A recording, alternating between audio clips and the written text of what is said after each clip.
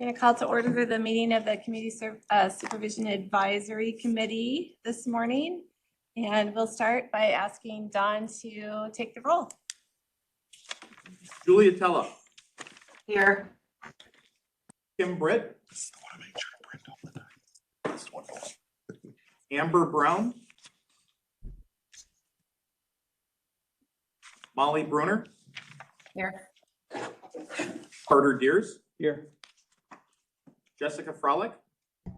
Here. Michelle Frisbee. Tammy Gens. Kevin Glass. Here. Tracy Green. Here. Nicholas Henderson. Present. Don Lanoy. Here. Marlon Manzaros. Kelly Mitchell. Here. Kurt Mortensen. Here. Becca Muscat. John Priam. Here. Jonathan Shiro. Here. Toby Stevens. Here. Lane Sutherland. Here. Jennifer Verdea. And Barb Weckman Brecky will be on as soon as she can. I'm She here. has- I made it. You made it. Excellent. All right, we do have quorum. Missing one? All right. Okay, so we do have a quorum. That's wonderful. The next item on the agenda is approval of the minutes in the agenda. So I'd entertain a motion to approve the minutes in the agenda. This is Tracy Green. I'll approve the motion, or I'll make a motion to approve. Tracy's making that motion. Do we have a second? I will second. Kurt Mortensen's making this, or seconding. Any discussion on either the agenda or the minutes for today?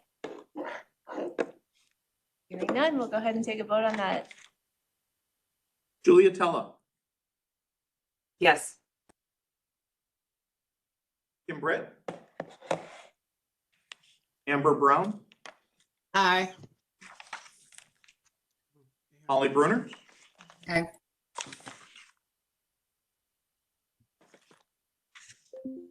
Molly.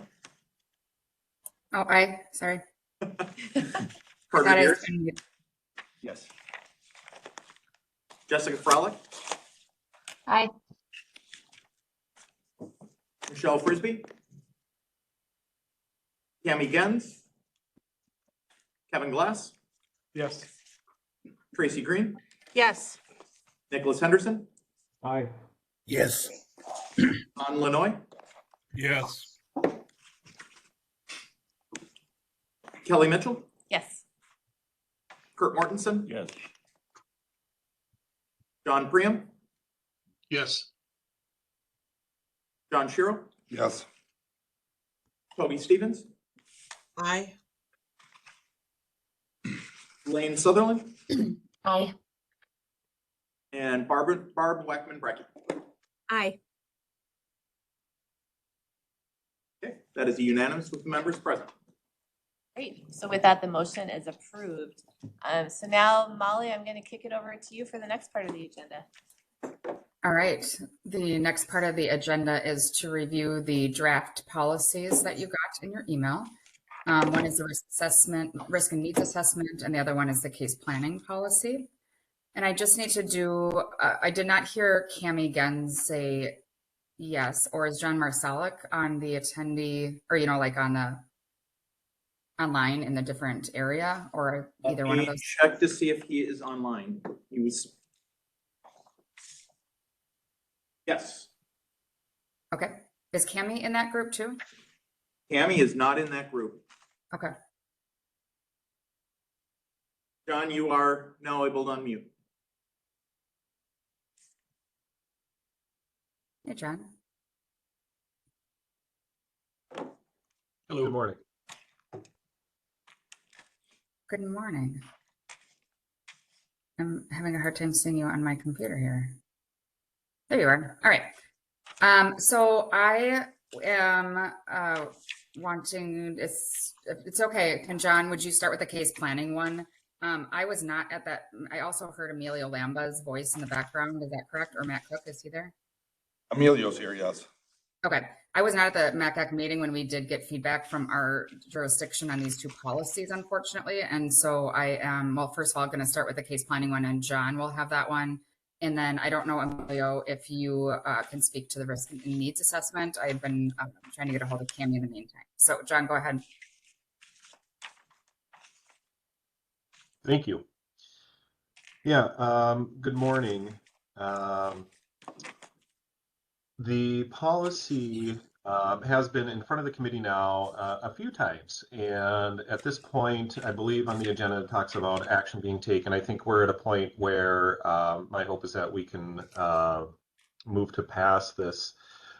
So between last month and this month, there was feedback provided by directors at the MACAC table, and I believe MACPO as well. And really only very minor changes. Some of them were just kind of, oversights that you see right at the end. If you want to start there with the purpose, I can kind of just give you a few of these things, and there's going to be, like I said, mainly these are minor things. So in the purpose section, even in the policy, as you guys are looking at it now, it still has the language of moderate in it. So the policy that actually received the revisions, we did remove that language because that should not be in there. So it should say high risk and very high risk. So I think this is, I think Tracy's here attending as well, but that language should actually be reflecting high risk and very high risk. Okay. So for the purposes of today's meeting, what I want to do is continue to work through this policy. I want to go to page 2 because that was where our next minor change was going to be at under key components. Okay. So 2 should have been stricken. Okay. So we were just eliminating that. That was something that was just talked about, and we were removing that, I believe, to go along with the changes that were on the first page as well. So is Tracy here? She is, I don't yes. know. Okay. She's in person. Can I Okay, get, Tracy. John, can I get clarification? Are you saying that the policy that the committee intended to submit would have these changes, or that these are like CCA? Yes. Okay. So go to page. So as another example, go to page 3. And there's language under F where we had stricken gift cards as another example. One of the conversations we had is, there's some controversy about the use of gift cards, whether or not counties are allowed to use gift cards. And so one of the suggestions was, let's just strike that language and use certificates instead and just be a little more broad. So yeah, that was just another example of language that we had said, and this is something that had gone through MACAC and MACPO, and there was consensus, amongst the groups to kind of strike that language and just use the term certificates instead. So just like I said, just minor changes around certain language and stuff like that, that the feedback that we received between last month and this month, we wanted to make sure that we had. So if you'd like, I could, send my current version of the policy as we have it. I'm sorry that you got this one in front of you. Our hope was that we can get this through, but it's like I said, they're fairly minor changes to language within the policy, just some wordsmithing things that we wanted to make sure got across as we presented the policy this month. Okay. Thanks, John. I think that because, one of them I wouldn't even say probably is minor when you're talking about taking out like moderate, from some of the language up front and such. So because the committee did not get the policy intended to be voted on, and we would need that time to do that and provide enough time to review and all of those things. I think that what I would suggest is that you do send that policy to us or to Don, and then then we'll have to put it on for the agenda for next month, unless Kelly or John, you feel differently about that. I'm sort of inclined, it's hard to know because I'm like trying to take in what we have today, but maybe we could walk through really what those differences are today and get very clear on what the changes are and maybe some of why. A lot of it is minor, but like the case planning documentation one gave me a little pause. I'm like, wait, why are we taking that one out? So it'd just be helpful for me anyway, if we could at least walk through what those changes are and maybe some of the whys behind them. That's fine. I just sent it to Don. If he wants to try to pull it up, and I don't know if you're able to kind of get that look of side by side as well. But I am comfortable with doing that.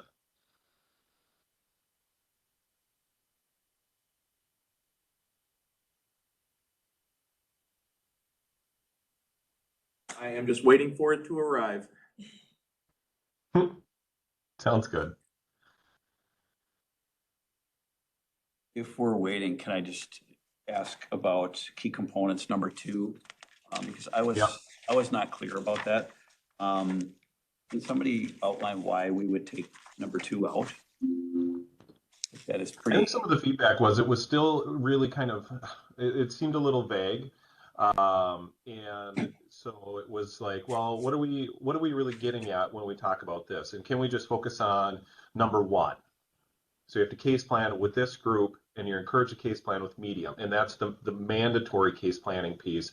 And that was where people were, I think, just kind of struggling with it. It felt a little vague and broad in some senses. And honestly, I am at the point with the policy where I'm kind of like, that's fine.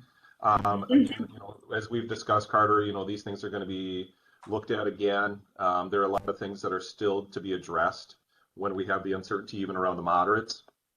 And so, I think it was a matter of if we feel like there's vagueness and it feels like it's still kind of not clear for people about, well, what does that really mean? Because you're like, well, what does this mean if it's planned and it's unplanned, but it's planned and then it goes sideways and you have to do something else? Then how, you're expected to document that, i.e. an example being somebody comes in at a planned client visit and they're under the influence. Well, you're not going to be able to engage, in a case planning process through that setting. And so it was like this, people getting in and looking at it and, well, what about this? And it's, what about this? And I'm like, well, okay, then the language of number 1, can we go with, that we're expected to case plan with high and very highs, and then be encouraged to case plan with mediums. Yeah, and I think from our perspective, we thought that was fine. So I think I think I see what your vagueness is, but I think that's probably what we try to overcome with agents. A lot of times is kind of what-if-itis. I think what 2 is really saying is that you should be skill building with people on a daily basis. I mean, that's the bigger takeaway for me, is that you're not going to throw a case plan in the file. No, we don't have files, and say, yep, I have a case plan. No, it's a living document that should be ongoing. And the distinction is somebody pops in your office and says, hey, I have an address change, as opposed to I have a scheduled visit, whether it be in the field or be in your office, that you should be working on skill building during that scheduled time. Now, if somebody comes in your office and they're under the influence or something, you do the best you can, right? Right. I think that's what it means. I don't know that it's that vague to me, but. Well, and that was the conversation, and I was at both tables, actually, MACAC and the MACBO Directors Group. I think the each planned visit was probably that each planned visit, I think, was the sticking point that I caught from it, in the sense of, like John mentioned, is if you have an emergency that you got to deal with, you may not be doing the skill building at that point. It may be dealing with the emergency, and it was a planned visit. So it's the majority of them, 80-90+% of them, you will be doing the skill building. But the hang up, I think, was if it says each planned visit in there, you should be doing on every one they come in that you have planned. That was the You know, conversation. again, it's like use, is it shall versus should? It's at each planned, planned. I think that's where the sticking point was, like John described. I like it in there. I like the idea of, hey, yeah, we should be doing the skill building like Carter said. That's my personal take on it. It's just that each, Okay, I understand what the distinction is. I would elect to keep it in there, but. This is Lane. I agree with, I'm sorry, I don't remember who, or could see who was just talking, but I thought number 2 supplemented number 1 nicely, and it was clear in my mind when I read it, particularly when it noted each planned visit. I mean, that made sense to me, and I'm not in DOC, but I thought number 2 supplemented number 1 nicely. And the new policy is now up on the screen. Don, can you go to that one that we're discussing? I think, did you say it was page 2 or 3? Page 2, key component 2. In this version, it's not going to be in there. Oh, that's right. You know what I mean? So. Well, I think that's where I go back to, if this is the version that is intended by the subgroup, then which version are we going off of? Because this is the one then that went to MACAC that we had the discussion on. No, the first one was, right? The first one went to MACAC. The feedback was received from MACAC and through MACPO, like John says, to remove that language. Just like on page 1, where, people just see this, oh, it still says moderate here, to remove that. And so the version you have in front of you is after those changes, came to be.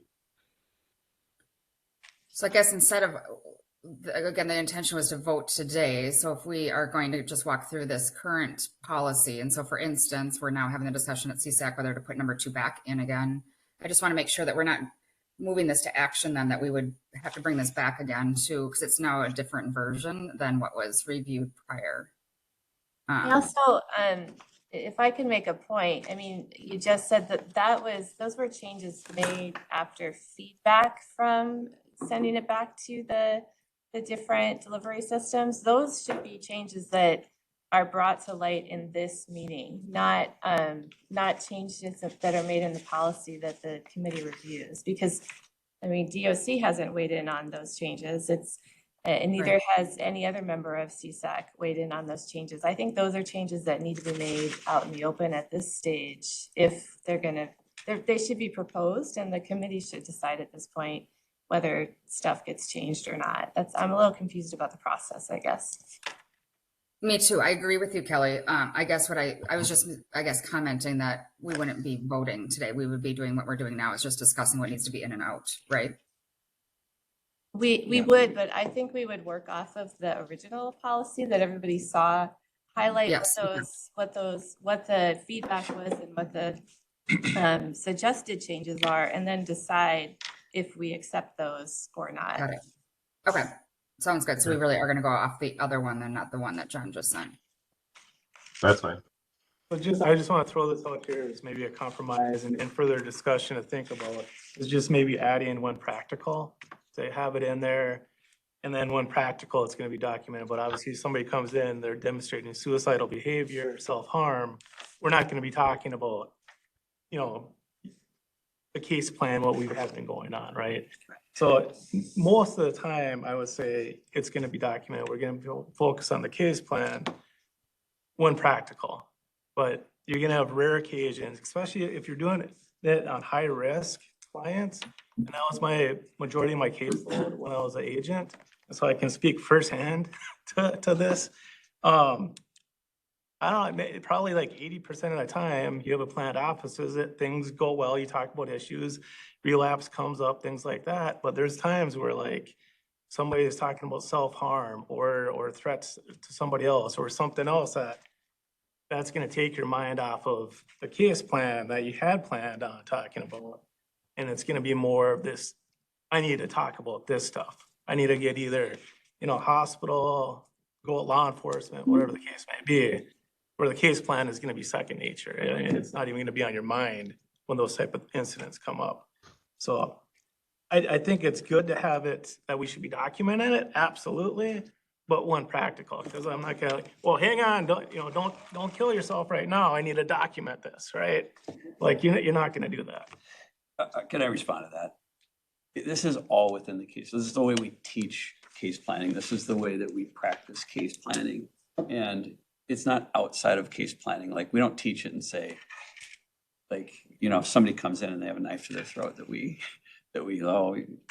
there's processes for all these things, and it's all within the scope of skill building. I just don't think that the what-if-itis, we should be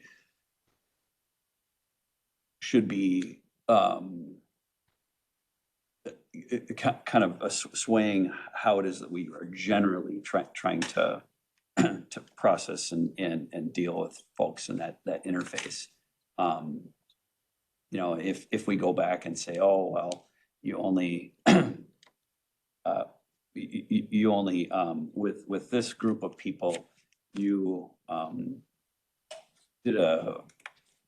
updated their case plan or did a cognitive behavioral intervention in 90% of the cases, like, that's a success, right? Or 80% or whatever it is. And all these what ifs are clearly laid out. And quite honestly, in a lot of these cases, if somebody has been using, you still roll that into what it is that you're going to be focusing on next as far as interventions. So I just don't think it's, what you're talking about is not congruent. It is congruent with case planning, even if there's red flags, emergencies, those sorts of things. You can still document it. You're still gonna document what happened. You still document what happened that day. Yeah. Can I? Correct. Just from a wording standpoint, would it, as soon as practicable, rather than, when means you may not ever, or did you say if? One practical, but I like your wording, like, obviously, I mean,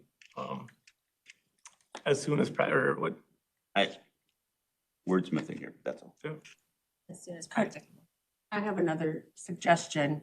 I think if you move the document in the back, where you say case planning shall be utilized at each case visit and documented accordingly, you're saying you're using it and you're documenting. If you can't case plan today, unable to case plan today because client's intoxicated, you take the document and the use and separate. So that would be my suggestion of wordsmithing, is putting the document in accordingly at the end. It shows that we expect our agents to do that.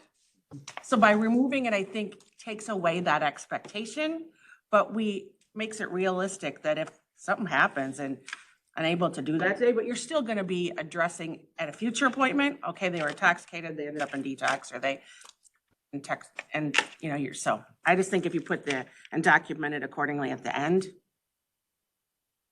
we can get to the same point. But we do expect that they're going to do it at each session. Okay, The so only comment I would make to that, though, is we also said that not everybody may be using the training that you just referred to, Carter, right? And so if this is a statewide policy, I think having a caveat like Kevin suggested, because if we don't mean every single one, because there are other maybe curricula being taught and or processes and or just like the exceptions, and we need to have some language that captures that, in my opinion. I'll just chime in. There's a couple things. That language started with not having the term planned in there. The case planning process shall be utilized and documented at each client visit. Then language was put in there to include planned client visits, to try to address some of the things that those scenarios that you guys we are all kind of discussing here. And then, the language was adopted or looked to be eliminated. And I honestly, I'm just going to say, I don't have a strong opinion about whether or not the language stays or goes. And I'll just say it is a constant struggle that we bring these things and then we go and seek feedback and then it comes back with changes. And I agree, like this flow, I struggle with it because we take things back, we receive feedback, then we try to bring it back. Then after we meet today, are we bringing it back to our directors group? And I would like to know, what is the expectation and where does it ultimately stop? because we continue to cycle this thing through.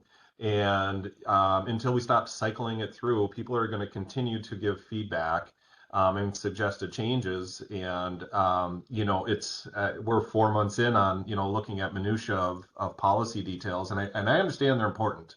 But at some point, we've got to be able to work on other things that are, important things that this group is expected to work on as well. So I'm fine with leaving the language in or eliminating it. I look to this group for guidance. And Molly, this is kind of why I was evading your question about whether we vote today or not, because I do think that, and why I was trying to get clear on like where the changes came from.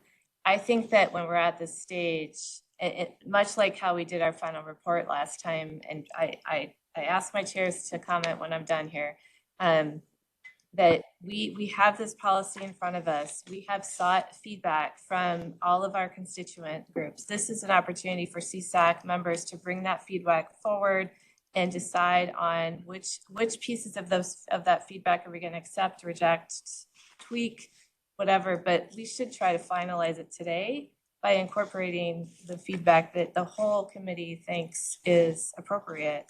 And then I think we vote today.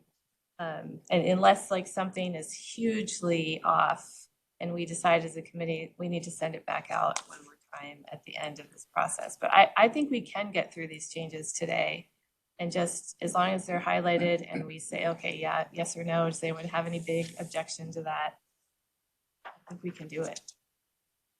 I don't know what John and Molly think either, or other members of the committee.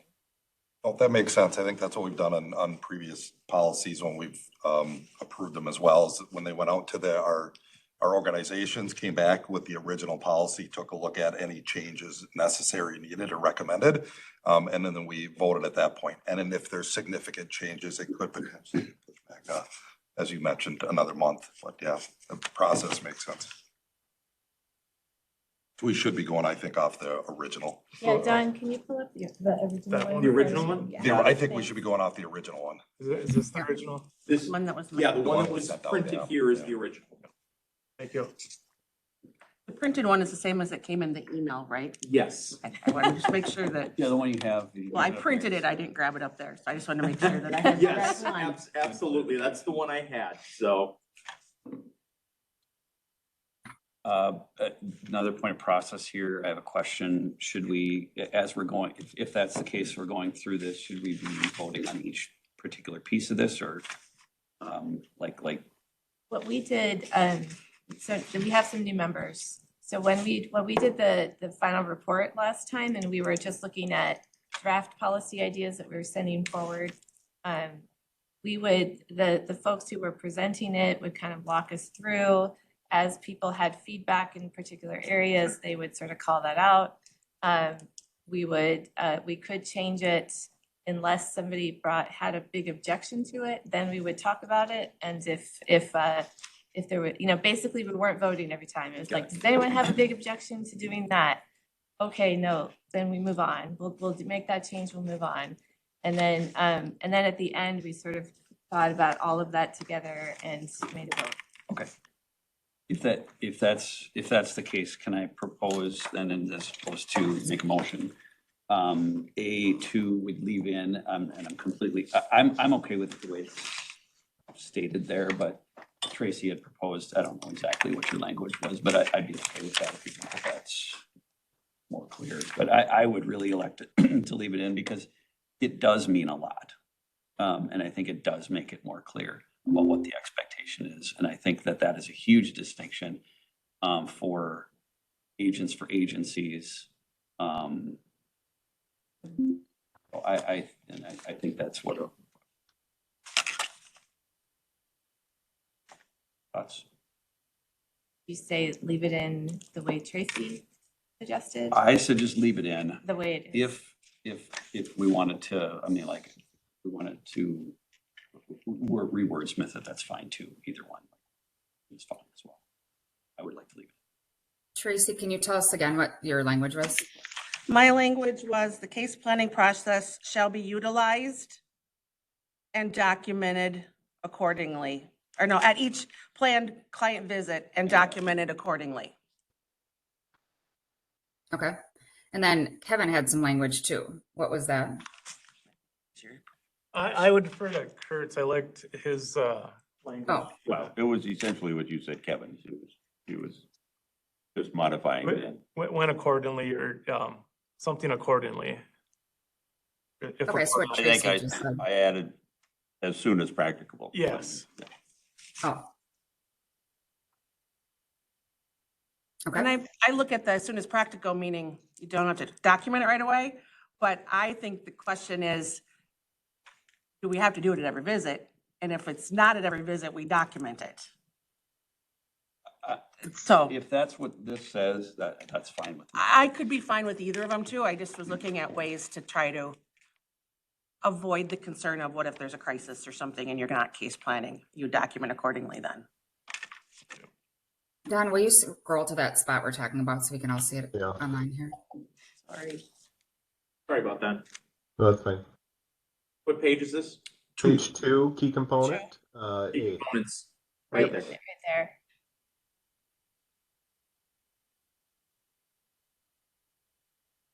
Right there. Okay, So Tracy's And then- language, go ahead.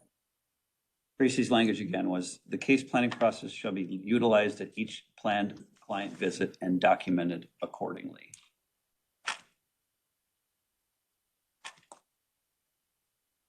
I like the sound of that.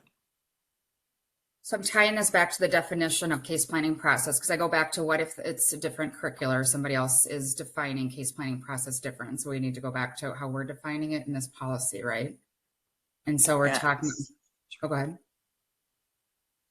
What other curriculums are out there for case planning? Well, I believe that you, some folks have told me that they've used, the Cary Group has one, that the University of Cincinnati has one. So they may not be using the Minnesota formal one that you're describing when you, you know, that a lot of people do use for sure. Okay, so I guess I'm familiar with how it's being taught, and I don't think this is incongruent with any of those. In any of the mainstream case planning theories. Is it helpful if you say a case planning process? Does that make a difference? I think so. Yeah. So we change the to a.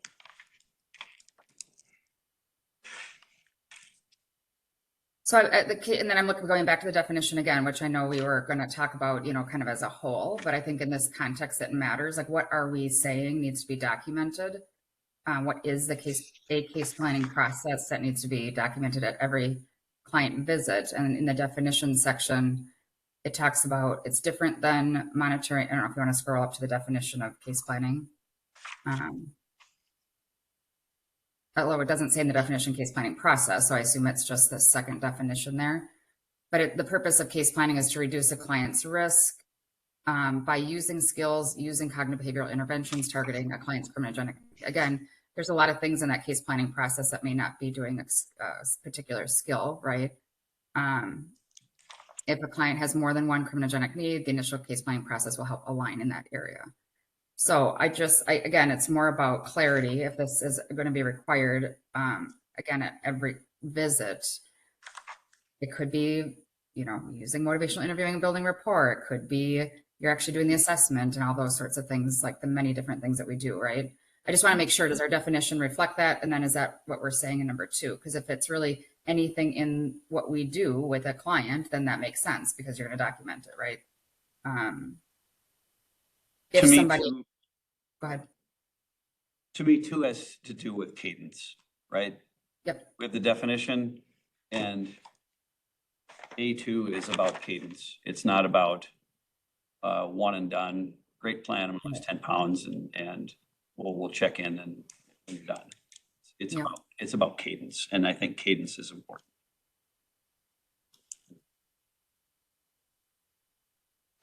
And it does make it more clear to me. But I do think it's exactly what you just said, Molly. It's that you are continuing to work that case plan. Exactly. Whatever you're doing to work that case plan at that visit, you're documenting Yep. each time. Yeah, sorry, I think Wherever you're you are. accurate. Yeah, I think. Well, it's not necessarily filling the form or checking the boxes. It's utilizing the skills along the way. And the process along the way. Right.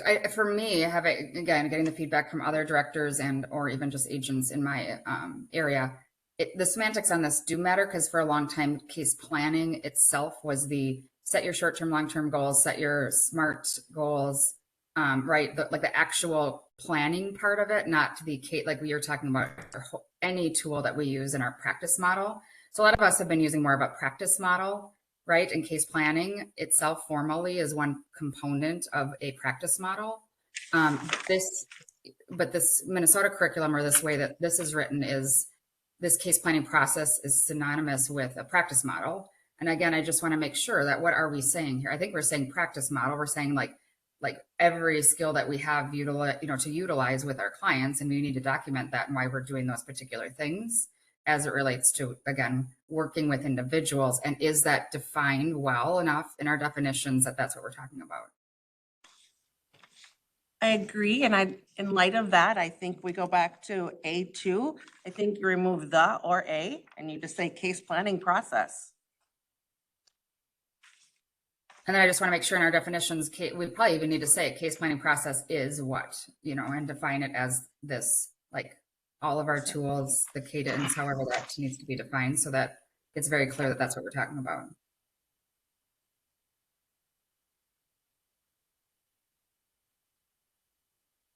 All right, so do you think the case planning definition doesn't encompass that idea?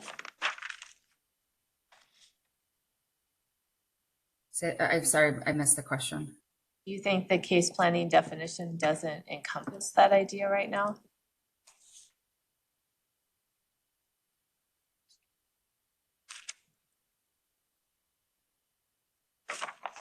I don't know that that is broad enough for all of the tools that we use: assessment, motivational interviewing, response to behavior, positive, all the stuff that it could be that we're doing with the client. I don't think that's clear to me in the definition.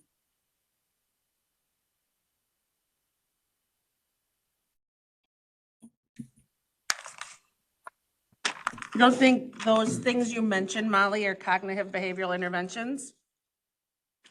When I think of cognitive behavioral interventions, I think of doing like very specific one-to-one sort of skills, whether it's problem solving or social skills or, a variety of those. Like those are additional tools. I think that it could be many other tools as well. Doing an assessment, giving normative feedback are parts of what we do as well, right? That's not cognitive behavioral intervention. So that I totally get where you're going when you hear that term, but we also define cognitive behavioral interventions right below case planning. And to me, that is broader than what I might have thought of initially, and it seems to encompass the things that you're talking about. So it might just be a matter of like following all the definitions in the policy.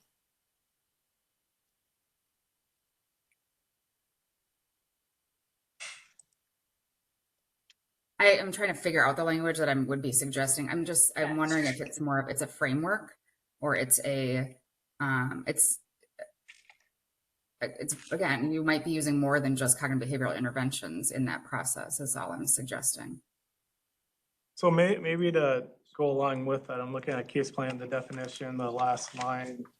The initial case planning process will help line with an initial area of focus, maybe taking out the initial part because it's going to be ongoing and then it's going to be continuing to address and align with areas of focus that's needed. So maybe to add your words, Molly, about the framework,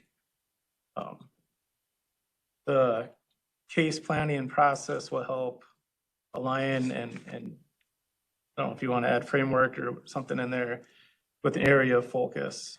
And if you want to add more to that.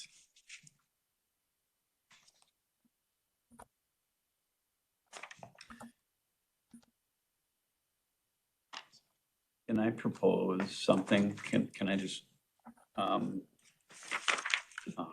just tell me to shut up if you want, that's fine too, but, we can move on to something else. I can just work on it for a little bit and we could come back and I can rewords, but I think I know, I think I'm understanding what Molly would prefer to have in there, which I actually do get. Or we could just stay on this and we could all work on this definition too. Okay, I appreciate that. Because I'm trying to lead this Yes. and think of the language I'm trying to come up with here. So okay, so that we'll come back to that one then. Do you want to Okay. continue? Go ahead. Would you like to continue then, kind of going through some of the others that are in the document? Yes, I think we should start at the top because I know that you said it was the first paragraph or the description had something about moderate. So let's go to the top. If you want to, please go back to the top, Don. I just want to make sure that we cover the other aspects, okay? And for the sake of this group, again, just starting at the top, moderate was stricken, or is being recommended. I guess I should say, I want to be clear about how I'm presenting to the group here today. I'm suggesting that moderate be stricken and that high risk and very high risk individuals is what is stated directly after that.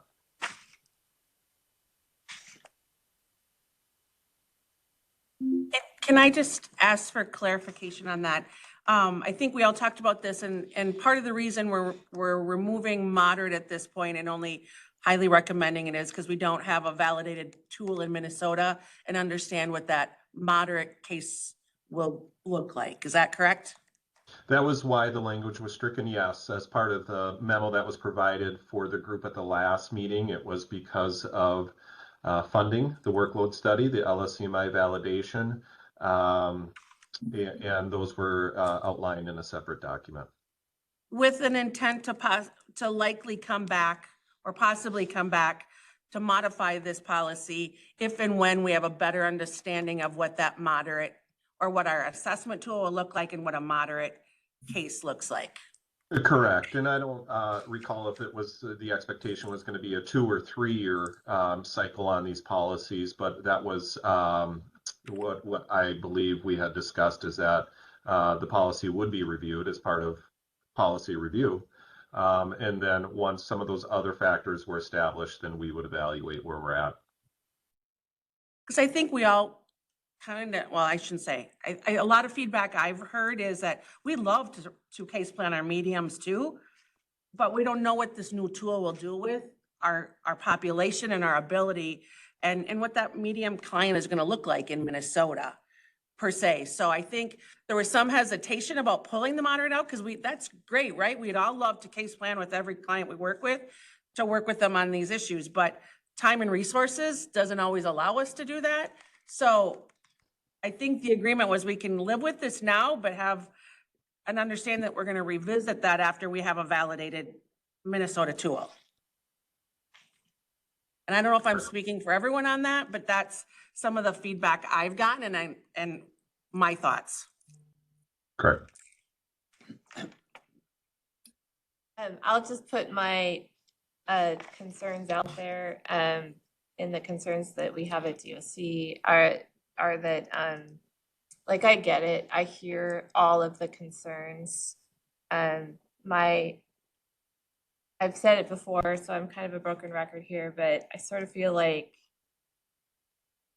you case plan with whatever you got, whatever medium is today, whatever moderate is today, you case plan with that. And then we're going to get the feedback on the LSCMI and we're going to have to figure out how to transition to those new cut points. And that's going to be another implementation plan that's not going to happen overnight. So, it's really it's a sequencing thing. It's like, which comes first, the chicken or the egg? I feel like we can put moderate in there now and deal with that bigger change in the implementation of those cut points. But I know I'm swimming upstream on this one. But also a moderate in the DOC is different than a moderate in my agencies. We're not assessing the same people. Right. And so that's why I think we're the tool where it comes back to. And if we're trying to bridge a gap, the only thing I would say in that regard is if you look at key component A1, it does say encourage the case plan with mediums. That's the language that is presented to this group. And so if you were looking for continuity and there was a push to keep moderate in the purpose, we do have it as part of the key component as a encouragement. So, it was this idea of, like Tracy speaks to, the whys of not including it, but we have softened language around the mediums for encouragement because of the factors. And if you wanted to, keep that moderate or medium in that purpose, I think you could, because I think we have an understanding of where we're at. That makes sense to me, John. I agree. This is just that the goal is to do that, which I think we all agree with. Right. What you have to do is in the policy language. Yep. So then we can, as Kelly said, when we get those cut points and we're talking about that, are we going to be able to do it or not? Like you said, different implementation, different discussion in the future. Then we Yep. may be able to go back to this and shift that to all moderate, or maybe not. Maybe we still have to keep it the same for now, right? Well said, John, and I agreed, as Molly said too, my only suggestion, I'm perfectly fine. I think it makes sense to leave it in there because we do speak to moderates. May be helpful to add the very high in there because we don't speak to that as a purpose, and we speak to very high in the policy. So behavioral health needs and moderates, highs and very highs. So you're suggesting leaving that in the purpose for now? Yeah, because we I'm have okay the with that. encouragement down Yeah, below? I think we speak to moderates already in there because we're encouraging it, and we Yeah. highly encourage it that we're speaking to moderates, and I'd be perfectly fine, as John said, with leaving moderates in there. I think it makes sense, and then just add in the very highs. I could go with that. Yeah, agreed. Okay. So again, sorry, I'm on process. Do we need to make like a motion to say add very high in here? So that's what we're going to end up voting on, or we do it? You said all at one time, but I mean. No, I think we just, if we have general agreement that we're making that change as we go, we vote on all of it together at the end. So with the changes that we made today. So the recommendation is to keep moderate and add very high? Yes. Okay.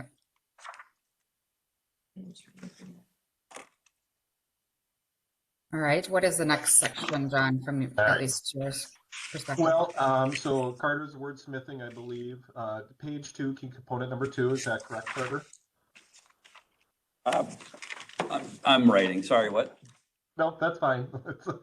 I just was making sure that you were doing some wordsmithing around key component number 2. If I'm not mistaken? Nope, I'm doing wordsmithing on the definition of case planning. Thank you. I just wanted to be clear about that. Okay, so the next thing would be that key component A2, where we are talking about the case planning process being utilized and documented each client visit. Would you like to just skip over that for now and go on to some of the other ones? Or do you want to pause there again? Yes. Okay, skip over that. On to page 3. F, incentives. The recommendation was to remove gift cards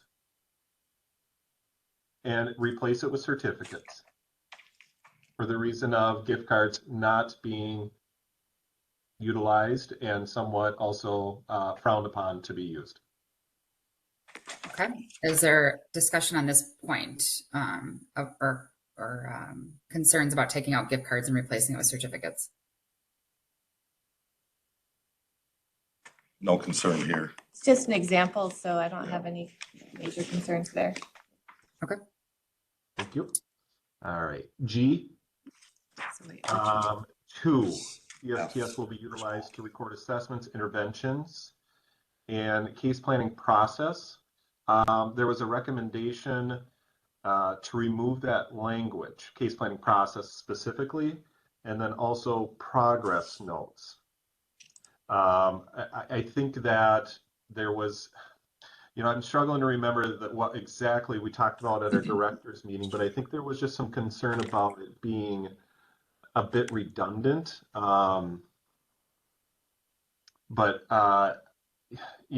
honestly, I am fine with continuing to have both of those items in the policy. So I don't know if Tracy has any recollection of that either, but again, I'll just say I would be completely fine with just leaving that language as it is as part of this policy right now. Yeah, Is Tracy on? she's on that. She's one of the items. So just, Yeah, go ahead. just for clarification, John, Tracy Huderlick is not in the room? Oh, I thought you were saying Tracy Green. She's online. I'm sorry. Tracy is, I think, Oh, she's online. on. I didn't see I her. am online. Okay, I am sorry. here listening. Yeah, Thank you. Hi, Tracy. I'm sorry. Sorry. I didn't see you there. That's all right.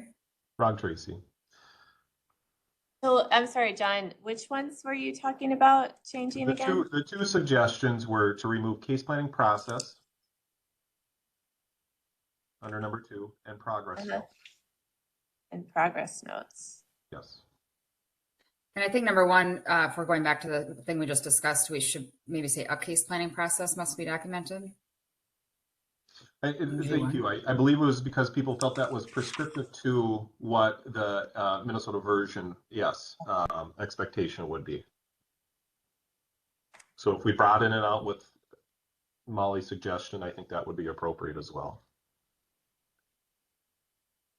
So right now on the table, G1 would say a case planning process must be documented, and G2 would say everything except we would delete case planning process. And what was the second one you said?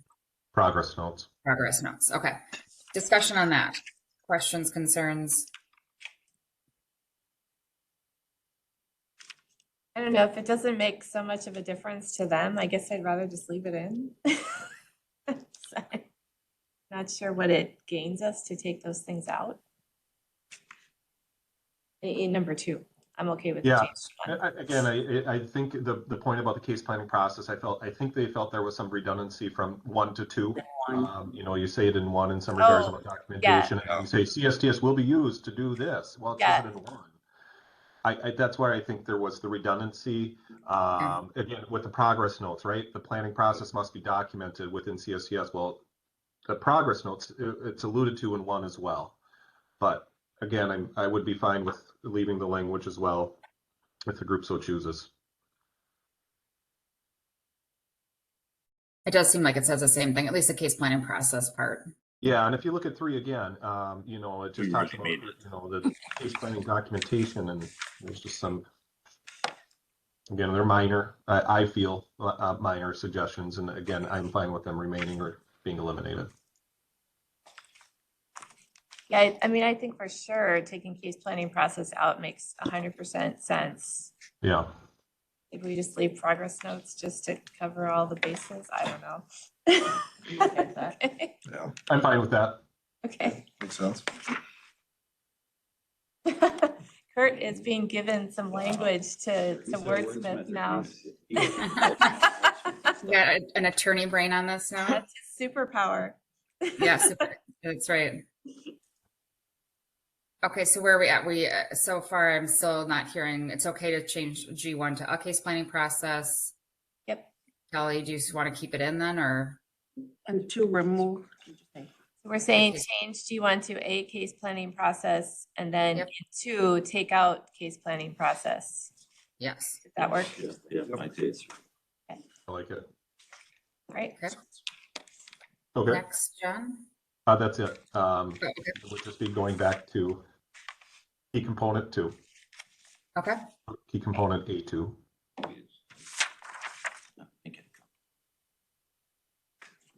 Oh, can I ask, I have one suggestion. Can we go to paragraph E? You say E or E? E as in elephant. Thank you. I had a question about this paragraph, and I'm sorry I wasn't at this last meeting, so I didn't get to ask it then. So it, like, the title says alignment with R&R model, and then it just puts the R&R model there, but it doesn't say anything about what to do with the R&R model. So I was just wondering if there should be a policy statement right before paragraph 1 that says case plans must align with the R&R model, or something like that, and then list out what that, you know, those 3 points that say what it means. Would you be supportive of adding that simple sentence? Yeah, I mean, I would support that. I think that's a good point. Agreed.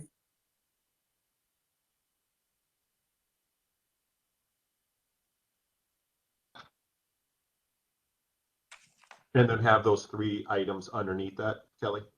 yep, exactly. Yep. Okay. Yeah, I like that.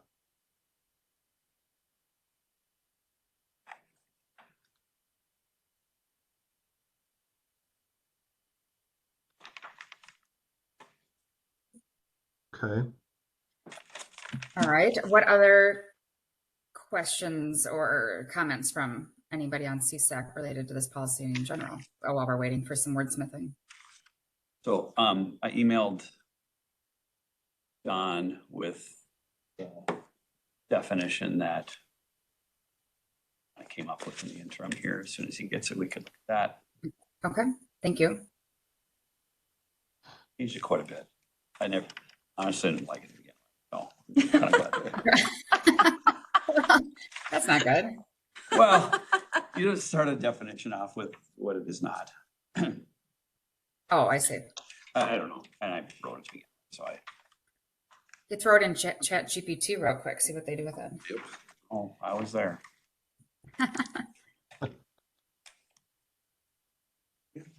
I can read it. Do you want me to put it up?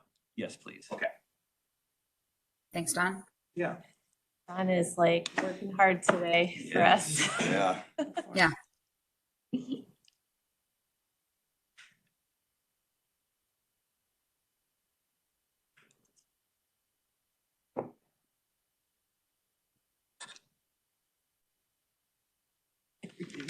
Yeah.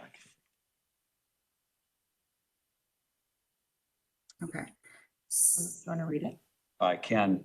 Sure. Case planning is a collaborative, structured framework designed to reduce a client's risk of reoffending by building skills through cognitive behavioral interventions addressing a client's criminogenic needs.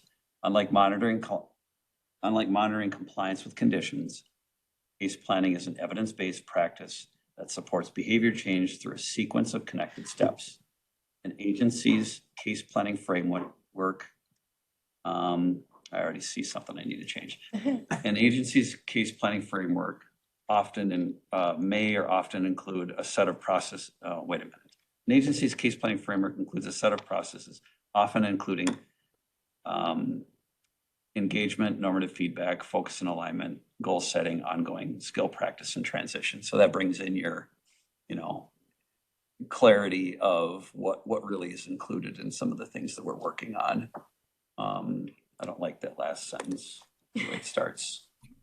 I was going to say, I like it in the sense that it's, capturing those big buckets of work that we do though. Right. Yeah. And do we need to have assessment within that normative feedback, or are you just including that as all of it? No, I should put assessment in there. Okay. Sorry. That's okay. Thanks for doing that. Yep. I think this is closer, definitely, to what I was articulating. So thank you for working on this. How about instead of what it says that, I'm going to try to read it. So on an agency's case planning framework often includes a set of processes such as. Yep. Let's try that. Yep. Oh, yeah. Could you get rid of the word often and just say includes, because you're saying such as? Well, oh, yeah. Yep, good call. Includes a set of processes. Such as engagement assessment. Okay, so an agency's case planning framework includes a set of, that doesn't read right, should include. Could you say includes processes such as? Yeah, I like that. An agency's case planning framework includes processes such as, did I get rid of an agency? I don't know, it just doesn't sound right. How about case planning frameworks include, should include? I think leave an agency in there because it indicates agencies could have different frameworks. That's us. And I think that makes them more clear. Okay, so an agency's case planning framework includes processes such as engagement, assessment, normative feedback, focus and alignment, goal setting, ongoing skill practice, and transition.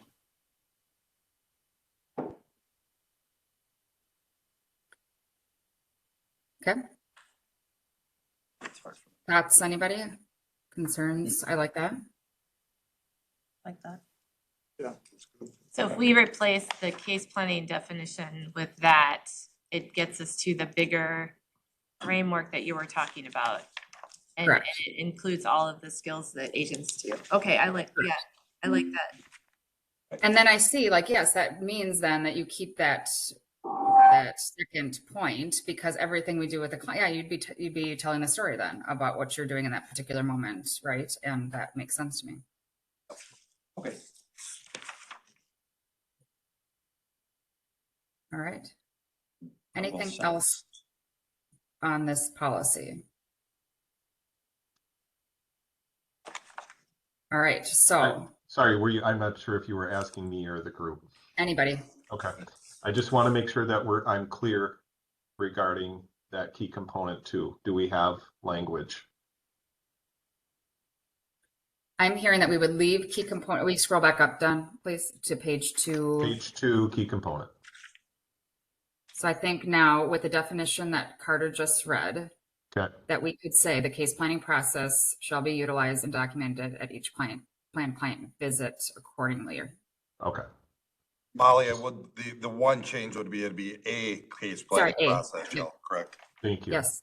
A case planning process shall be utilized and documented at each planned client visit accordingly. Just wanted to make sure I was clear on that. Thank you. Yeah, no, thank you. And in light of all of that in our new definition, do we really want to remove planned? Yeah. Oh, at each client visit? I would leave planned. I'd leave That would that. just be my recommendation. Then I think the concern there was, I happened to see somebody on the street, or they came in for an address change or something like that. Correct. Going out for a compliance check. You're planning to go check on somebody. Yep. Yep. So you know that you're gonna be doing something in this framework of things that we do with clients. Yep. Okay. And Go ahead, somebody. I just think, no, I'm fine with leaving it. We'll I change just it don't to want your- some agents out there to say, okay, I'm never planning a visit, and I don't ever have a case plan. That's why I wanted it in there, and stuff like that. Exactly. Yeah, but so then you tell your client, oh, just stop in and see me when you want to. It's a performance issue that you I was have to gonna deal say, that with. sounds like ER needs to be involved, Tracy. Yeah. I just look at loopholes and so, No, I agree.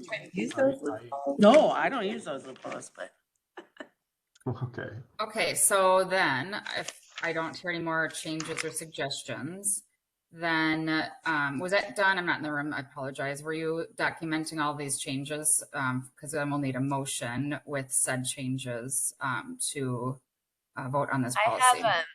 I have documented them, and if you want me to share my screen, I can do that and just walk through real quick if you want me to. Yes, I think that would be I've fabulous. I think that's the documented right way to all, do it. but I've done all but this last case planning definition, so we'll have to have Carter read that one again. I just have one question. Yeah. On Yeah. internal controls, is there anything? Just a sample internal control, I don't know. I think that's a question we've had on other policies too. Stock thing on them. And is that something that comes through DOC legal? We do need to suggest internal controls, Okay. and then we'll look at them. So, internal controls are things like the fact that we will document these steps or document case planning in CSTS. So like it's basically like, how do you demonstrate compliance with the policy? Case plans are documented in CSTS, I think would be the main internal control. And if anyone has any other suggestions, I'm totally open.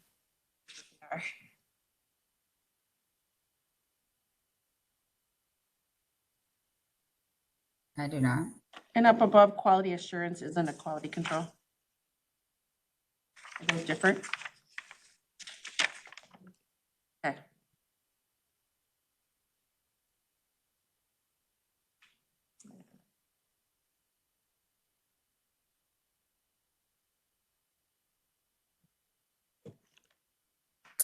Okay, so you're gonna share your screen. There you go. Thank you. Yeah, I'm a little slow, so sorry. Sorry. Okay. So we did talk about eliminating moderate, but we decided to leave that in there. However, we're adding in and very high risk to the purpose.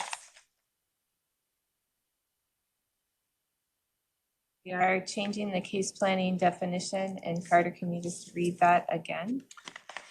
Case planning is a collaborative, structured framework designed to reduce a client's risk of reoffending by building skills through cognitive behavioral interventions, addressing a client's criminogenic needs. Unlike monitoring and compliance with conditions, case planning is an evidence-based practice that supports behavior change through a sequence of connected steps. An agency's case planning framework includes processes such as engagement, assessment, normative feedback, focus on alignment, goal setting, ongoing skill practice, and transition. Okay, and then here we decided to leave paragraph 2 in and revise the case planning policy, the case planning definition instead.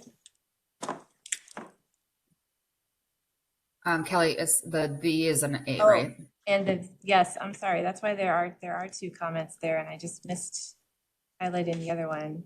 The other one is we're changing the to A. Sorry, in the room for you guys, whenever I bring my comments up, it's probably hidden behind us. Down in E, we are adding that case plans must align with the R&R model. If the, I don't know if the comments are showing up for everybody or not. Yeah, we can't see those. So. Okay, I'm sorry. There's a way to make them show though, right? I think Yes. if you make the document Okay. smaller. Here we go. All right, I'm going to start over because you guys haven't seen what I've been highlighting. So here, first one is we're adding and very high risk. Yep. Okay.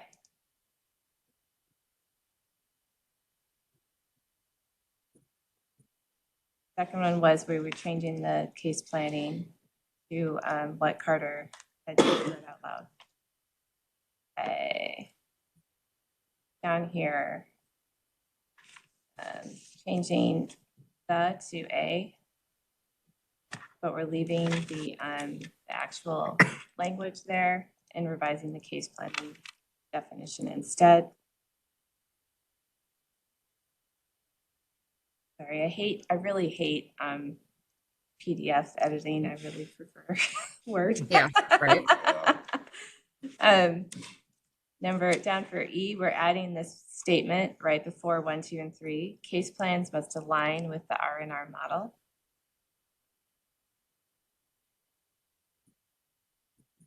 Right here, we're changing do I have to make that smaller so you guys? Yeah. Right here, we're changing the example words gift cards to certificates. Down in G1, again, we're changing the to A, case planning process. And we're taking, and then in the next row, we're removing the phrase, in G2, we're removing case planning process.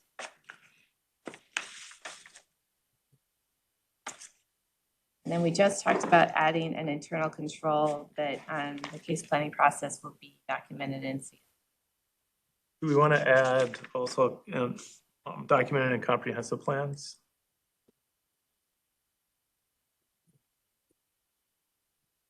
I know we did that in a couple other policies. Say that again. All Minnesota community supervision agencies must document compliance with these requirements in their comprehensive plan. Okay. Is everyone good with that?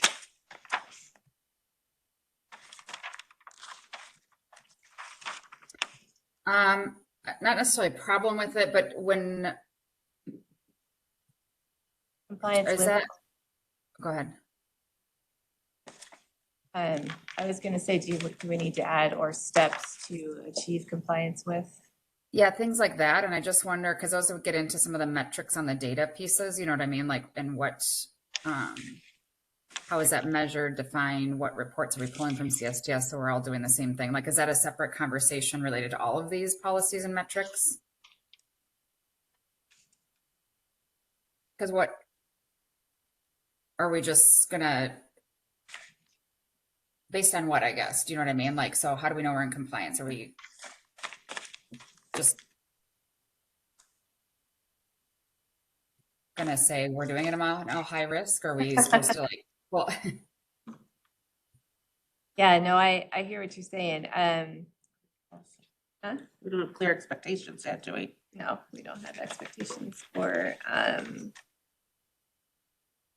because some of those other data elements we've talked about with that statewide data committee too, right? Like what is it and then what is the definition? And then again, does it exist? And if it doesn't, how are we going to do that?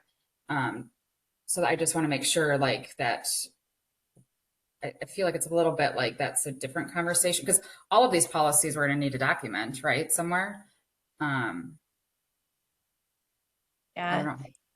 I mean, maybe it's just more about saying like as required in the comprehensive plan. Like, so once you get the directions, you're doing those things, right? Does that make more sense?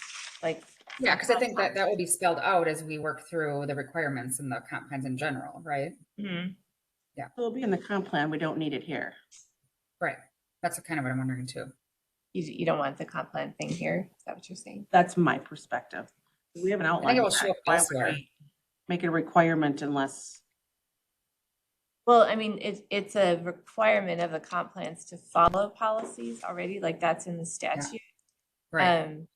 And so what I was saying is, I don't know what the right language is, but it's like, it makes sense to say an internal control is that there is something going on in the comp plans, but not before you know what you're being asked to put in the comp plans. Right. You know what I mean? Right. That's exactly what I'm getting at. Yep. Well, we can, let's just take it out for now and we can figure it out Okay. down the road. Okay, except now I can't like actually get to the spot to delete it. I just have to edit it. All right. Okay, that's it. I think that's all the changes. And I'll have Carter send me that language so that I can put it in here too. Oh, thank you. Are you So ready with for a that- motion? Yes. I would make a motion to adopt the case planning policy as amended. Okay, I have a motion. Do I have a second?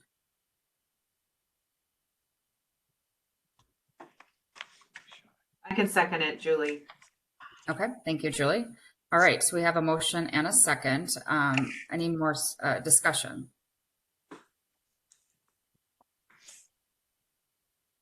Okay, hearing none, then I think we can, I'll turn it over to Don for a roll call. Julia Tella, Yes. Amber Brown, Here, aye, yes. Molly Bruner, Yes. Carter Deers, Yes. Jessica Frolick, Yes. Kevin Glass, Aye.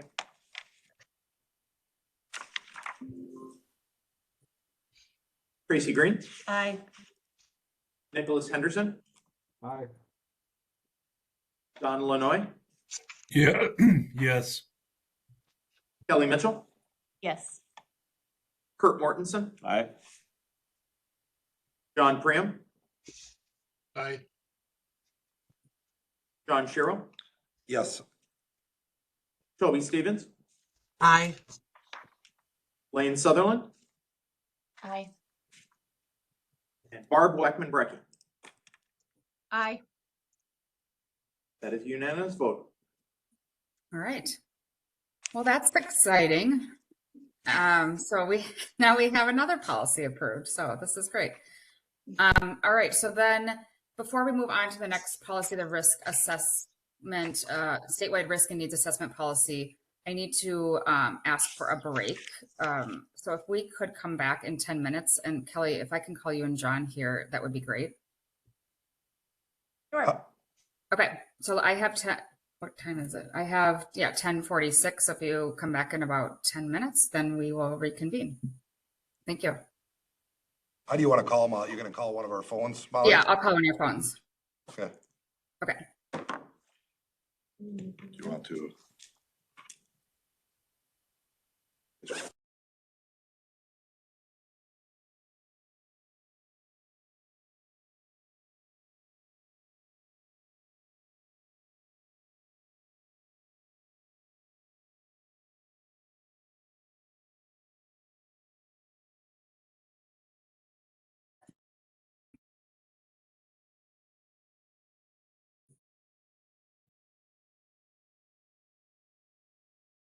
Can others hear me? Amber, can you hear me? Okay. Yeah. I can Oh, hear there you it. go. Okay. All right. Thank you for that. So I think I'm going to move this to the next one, if it's all right, over to Kelly or John. I'll do And, it. oh, go ahead. Okay, yep. All right, so the next item on the agenda is the risk assessment policy.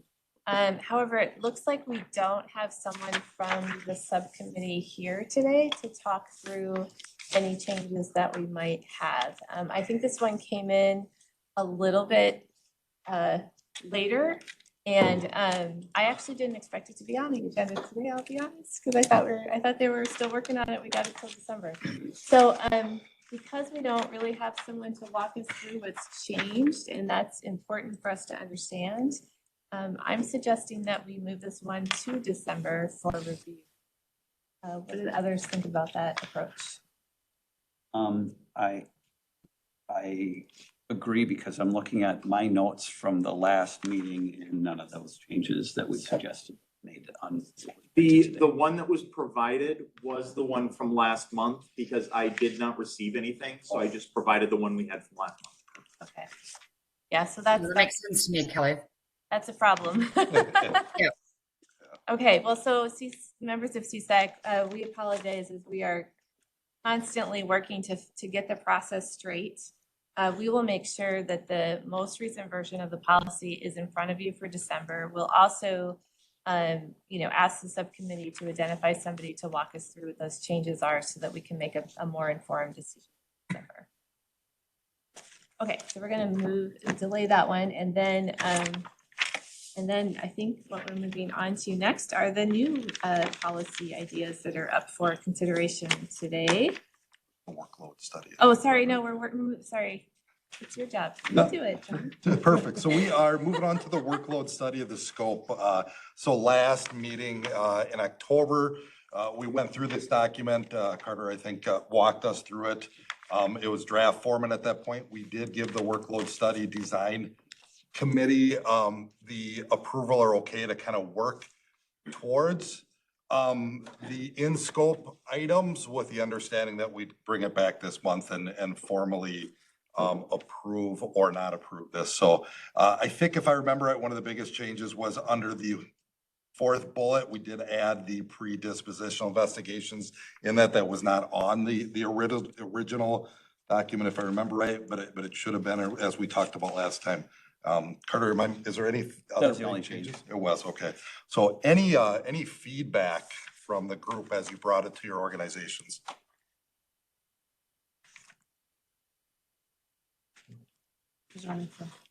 What's that? I'll just say DOC sounded good with it, was good with the proposal as written. I know you are, yeah. The very minor grammar. Yeah. Suggestion in the third sentence.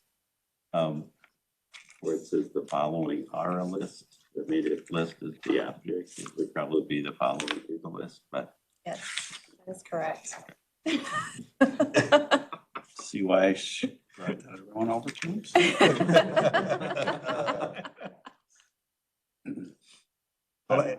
So, and I'll bring MACBO as kind of feedback, and everybody knows that we did talk about it last time but again, just kind of reiterate it, probably a broken record a little bit, but there's a, belief that with this having, studying as much as we can, is beneficial. There is the understanding it wouldn't likely or may not be included in the funding formula, but this was the, just the workload study, diversion program, especially in the juvenile world, follow restorative justice practices. There's some very robust diversion programs out there, I think in all 3 systems, if I want to say, and those cases aren't included in the workload study, but there is a belief, that these should be included in the workload study. They're currently not included, I'm sorry, in the funding formula, but there is a recommendation to include them in the workload study along with pretrial.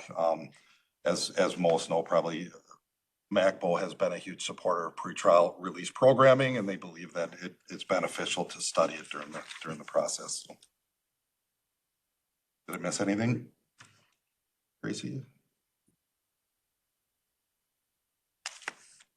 The only one I think that we also talked about in the misdemeanor and gross misdemeanor, it says with the exception of non-DWI traffic, and we tend to get a fair amount of DACIPS, am I saying it right? Yeah, I think that's. Driving after cancellation IPV, which are those that got caught in a driving offense, but it's because of previous DWI offenses. And the courts frequently recommend assessments, follow recommendations, abstinence, random testing. So that was one that was brought up as one that we frequently get that requires some significant supervision, but it's considered a traffic offense. So the driving after cancellation IPDs.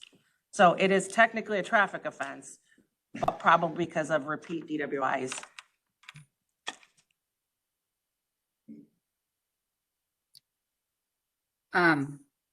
From the MACAC perspective, we generally like the document as Carter put together as described here.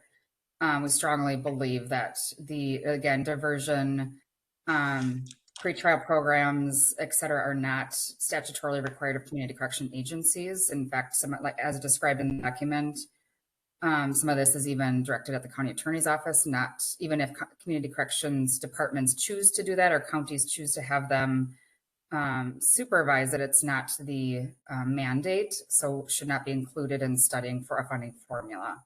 That we really need to be looking at what we're required to do. And then the traffic thing, I mean, it doesn't, because jurisdiction does what you're talking about, Tracy, obviously doesn't preclude anybody from doing that supervision. I think what we're talking about here, though, is generally speaking, we do not want traffic, non-DWI traffic included in here. Quite simply, if you think about it, if all of the counties put all of their traffic on supervision, what would that do to a funding formula? You would have just thousands and thousands and thousands of people. And I don't think those are the individuals that when we talk about that definition that Carter read off from a case planning perspective is really what we are intending or what the state's intending with our work. And so if you have those one-off ones, that's fine, but we wouldn't want to just generally put in all driving after cancellations into the funding formula. I think you'd have really huge inequities in how that got distributed statewide. And I don't think, again, that would benefit anybody. So that is where we stand as MACAC, is really, accepting the document as is.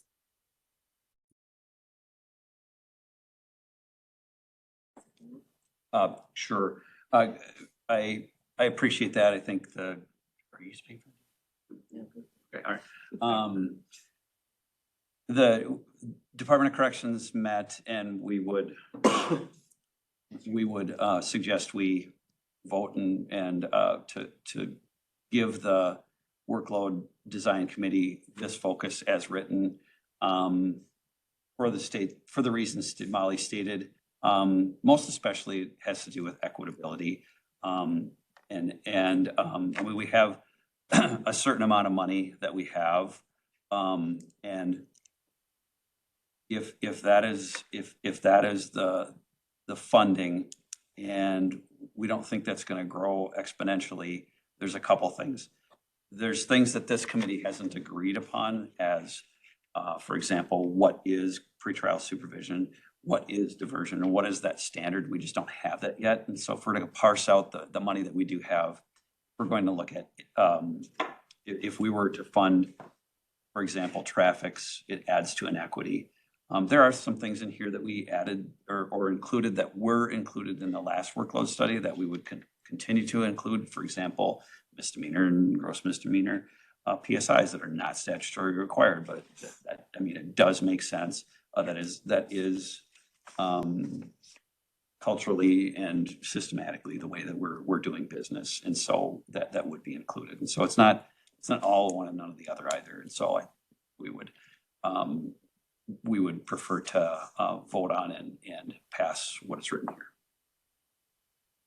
And I just want to clarify in one saying, I don't say removing all traffic. That was one other traffic exception in addition to DWI. So I wasn't saying remove the traffics, but that was just one case of concern. Yeah, that makes sense.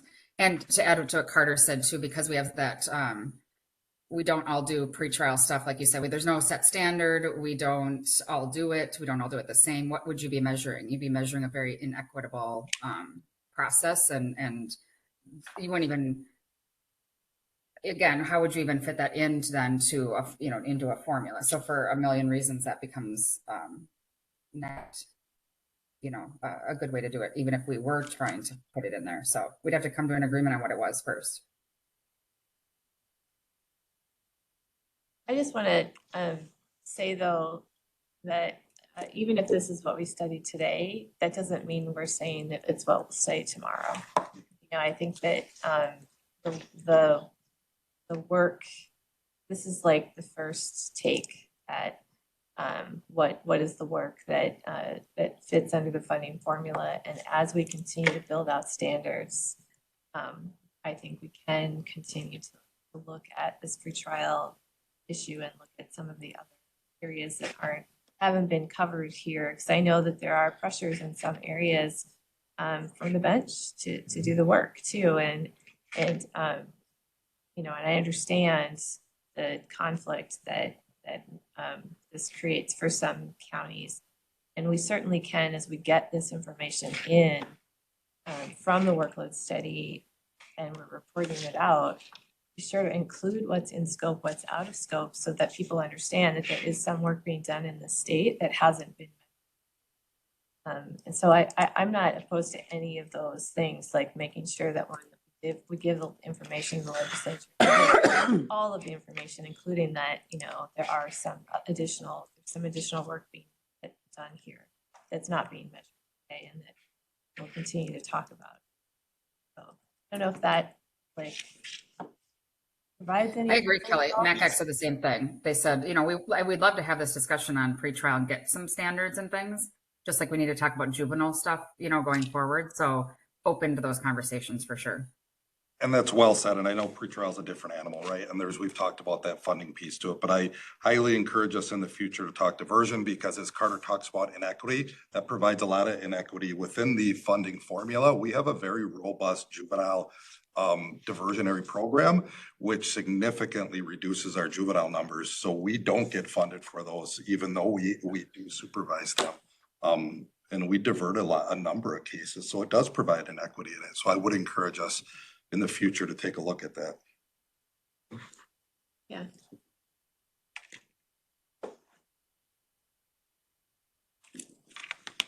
So do we need to vote to accept or reject? So, yep, so that would be any additional feedback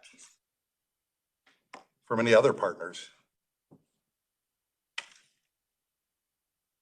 Hearing none, as the document is, we had no changes to it today then, so we would entertain a motion. Is. Oops. Oh, I'm sorry, was there one on there? Yeah, and the third sentence, the following is instead of are. Thank you. Third sentence is over are, and I don't, where's the following is. Thank you, Carter. Yes, right there. So with the grammatical change in the third sentence, the following is a list of criminal cases would be the change, the one change to it. So we would entertain a motion if we had one. Kevin will make a motion Thank you. with the addition. Thank you. A second. Thank you, Carter. So we have a motion and a second. Motion by Kevin, second by Carter. Any additional questions or comments? I just have a comment is that I appreciate Kelly's comments about, we understand that we're not measuring everything. We don't have standards statewide to do that, and that's something that we can continue to look at and go towards in the future. So thank you for those comments. Thank you, Tracy. Any additional questions or comments? Hearing none, Don, please call the roll. Julia Tella, Yes. Amber Brown,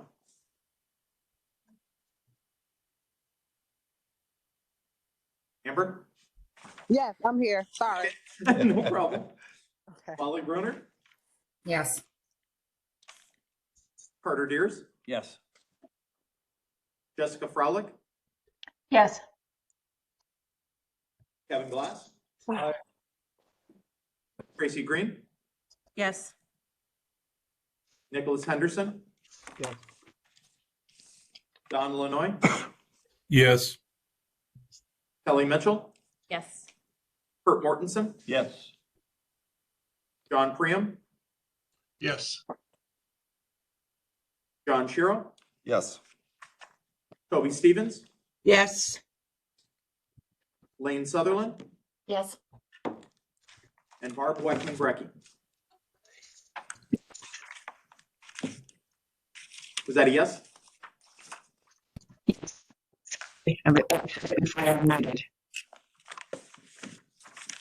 That is a unanimous vote. Thank you, Don. Kelly? I went into my chair mode, I'm sorry. Okay, so next item on the agenda is new policy review. First up is the IPV policy, and Tracy Green is going to walk us through that, correct? Alexis Finnegan should be on. Can you make her a co-host, please? She's now a panelist.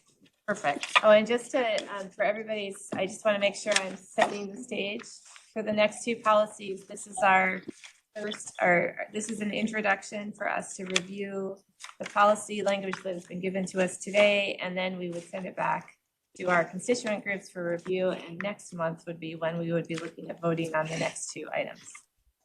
Correct. Okay. Good. Are we still morning? We are. Good morning. Tracy Green.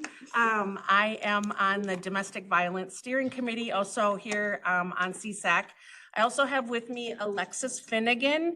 I'll let her introduce herself in a minute. But as Kelly stated, this was brought to CSAC for review.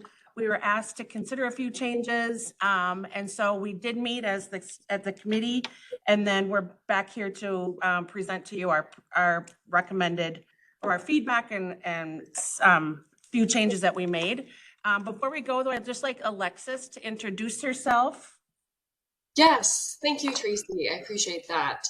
Hi, folks. My name is Alexis Finnegan, and I am the System Change and Membership Manager at Violence Free Minnesota, and I am a co-chair for the Domestic Violence Steering Committee, and super excited to be here with you all this morning. Tracy, I will pass it back to you. Okay, thank you. So a couple things were just to be consistent. In the last draft, sometimes we wrote out Department of Corrections, sometimes it was DOC. So we were asked to be consistent with that. So identify a DOC in the initial, and then down below their DOC. The purpose, so we'll just start from the top. Under purpose, last time it was omitted by our mistake, and they left out, let me look here. Oh, to promote safety and establish consistent victim-centered reunification principles or procedures for working with victims, in addition to promoting safety for at-risk persons and clients with a history of intimate partner domestic violence. And that was, I think, just to break it out a little bit, I think there was some question about, last time we talked about reunification and then at risk. So we put this into 2 sentences versus 1 to kind of clarify that we're really talking about 2 different processes. Does that make sense? Okay, hearing nothing. I'll just kind of keep going and you can bring me back if you need to. The second one was applicability. The last policy left out case managers in the institution. We had meant for that to get in there. It somehow got deleted. So this was just bringing it back. So that we're talking about this process is working with the case managers in the institution when people are transitioning out, and also the agents that are in the field. So just making sure that that was accurate. Just. Yes. The case managers doesn't need to be. Yeah, I thought that too, yeah. That'd be correct. Okay, thank you. Can I ask, well, I'm probably getting too far ahead, but I felt like there was really only, as you go through it, I felt like there was really only one place where the case managers were even identified as having the policy, or having something to in this policy. So maybe as you go through it, you could talk a little bit about like what the intent is for the case manager role versus the. Okay, and I think, and maybe just to answer that, clarify it now is, I don't see Tracy was on, and we have another DOC rep from the institution, and I'm totally drawing a blank on her name right now because I'm old and names escape me. You want Tracy elevated back up? Yeah, actually, if you could elevate Tracy back up, in your victims unit. Oh, Liz Richards? Liz Richards has been very active in this process too. And so when we talk about this is we're working with victims on reunification, or if they're in the community, maybe victimize someone else in another relationship. So just to clarify for those, when we talk victims versus at-risk people, and we're talking about when a victim initiates reunification with a client in the institution, or a client is in the institution or in the field and wants to get into a relationship. And it's really about building a model, working with the victim, working with the high-risk person, working with the defendant, working with victim services, or all other parties to make sure we're keeping people safe. And so the goal is that we use this as agents that maybe aren't incarcerated or in prison, but they're on probation and they want to reunify, or they're working with, they're in a relationship. Or those people who are in prison and releasing from prison, and then talking about reunification and those steps, and using a victim-centered approach as they release back into the community.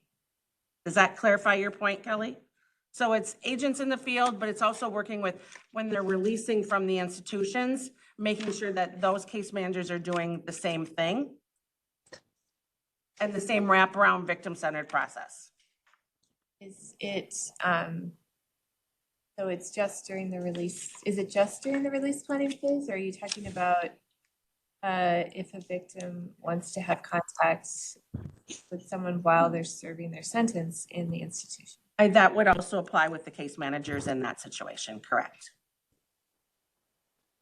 And it's the whole process. And to step back for a second, maybe some are new. There was an intimate partner violence reunification process and procedures manual that was drafted by our agency some time ago. I think it was approved back in 2020. Well, it was brought forward to the commissioner, to CSAC. CSAC approved it. It went to the commissioner of corrections. The commissioner adopted and approved the IPV policies or IPV principles, and then asked us as CSAC to write a policy regarding that. So the IPV principles that are in that document approved, it really talks about case managers and agents. When we're working with these defendants, we make it a victim-centered approach. Does that maybe clarify it better? No, I understand the thrust of it. I just felt like as I read it, it was very agent-centered, what the agent does to reunify. So now I'm just sort of trying to look at it again with like understanding that the intent is all of these. So maybe in everyone, it should say agents and case managers or staff. And you know what? That's very correct when you say that. As I write this, I'm thinking the agent and Tracy Hooterlick, you're on the call also. And Alexis is kind of new to the position, so I'm not sure she can speak to in the past discussion, but it was clearly identified the policy was for case managers and agents. But the language really does talk about agents. Is it? And I don't know, and maybe this isn't a good question. I don't know, this is a DOC answer, I guess, but is it CSAC's place to create a policy for case managers? This is community supervision. I'm okay with it. I just, is DOC okay with it, I guess, with the case manager? It certainly affects community supervision, what we're talking Yeah. about here. Yep. Okay. No, it's actually a very valid question. So, like how to, it is something I'm gonna have to think about. But, so like, I don't wanna get in the way of, and I don't think DOC wants to get in the way either of, like, if there is a victim that actually wants to initiate contact, what are the steps and processes that need to be in place, even while they're serving their sentence, to potentially allow for that, and what steps do we have to have in place to protect the victim as well? So we can set that aside for now, and it's something that I can think about, and we can talk about internally. But I will be looking at the policy for like that hitting both sides, if that's something that we. Okay, good point. And that's maybe some of the discussion that I missed at some point, that this should maybe focus only on agents because we're community supervision. But the intent was, and Liz's involvement also was, this should be a process that the caseworkers should follow also. Yeah, Tracy, and just to add to that, this is Alexis. Case managers have been trained on the principles, and I think the idea was just to have the shared understanding on when we're approaching reunification across the board. But happy to continue to have conversations about what that looks like as we finalize this policy.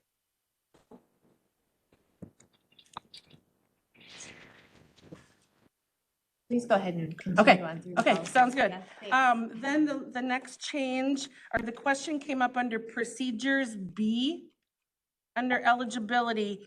We did not, this was listed as DOC victim services, and a question came up from somebody else, well, would any victim services apply?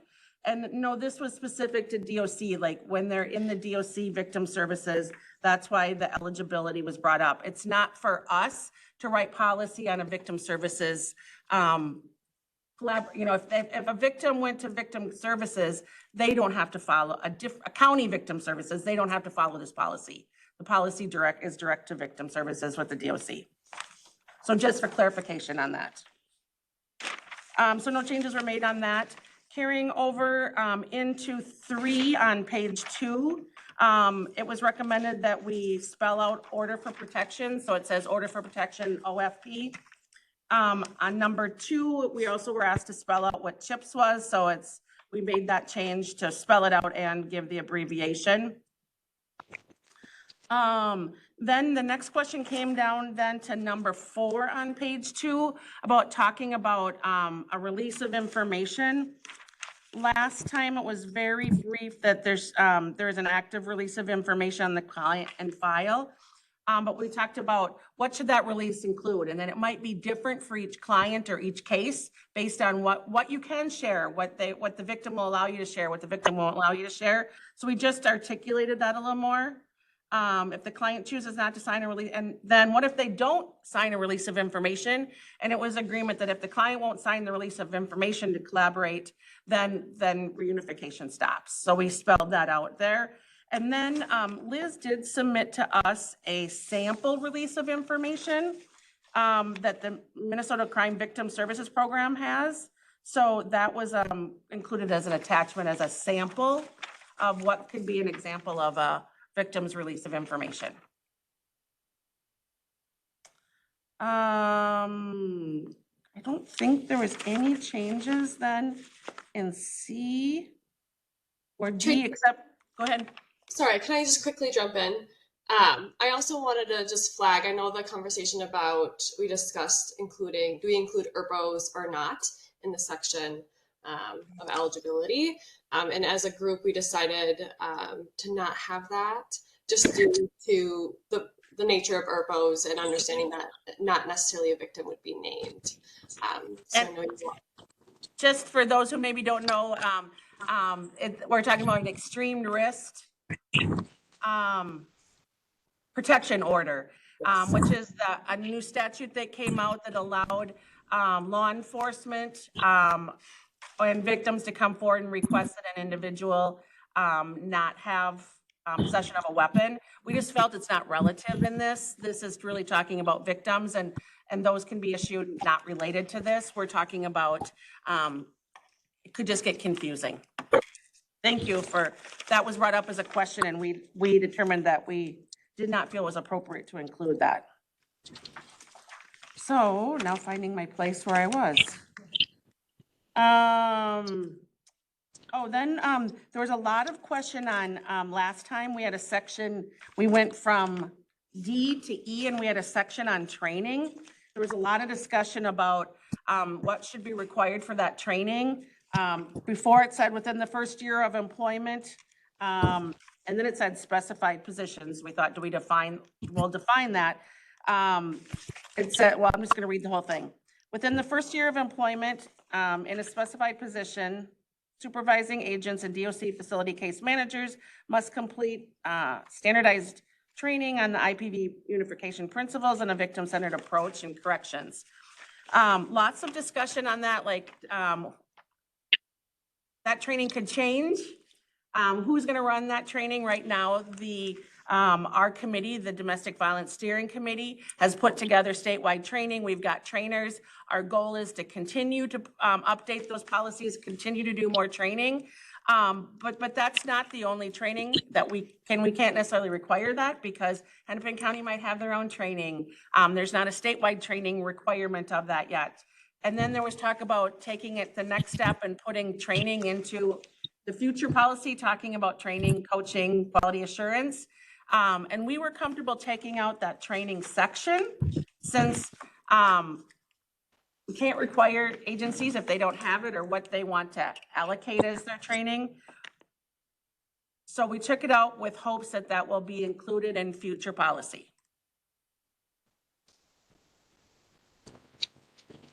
It looks like something made its way into the internal controls. Oh, then correct. That's where it got moved. The Domestic Violence Steering Committee will continue to develop training policy specific to the intimate partner violence, because there's no real home place for it right now. But we'll continue to work on that and hope that and we were told that we shouldn't put training requirements in a policy, because that could change. Okay. That was the feedback I got from the last meeting. So I'm open for discussion on how we want to handle the training. I don't think it was the requirements that would change. It was changing who it is that, like, the training itself might change, not necessarily like, I think you could put training requirements. You need to have X amount of training or a cadence of whatever. That could be in there. I don't know if it needs to be. I'm not making an argument. I think it was, what if this committee is sunsetted in favor of a different committee or combines itself with a different committee? Discussion. I just don't know that it's necessary that it's named there. Okay. That was my point at that time. So leaving a training requirement in there that within the first year, complete an IPV training.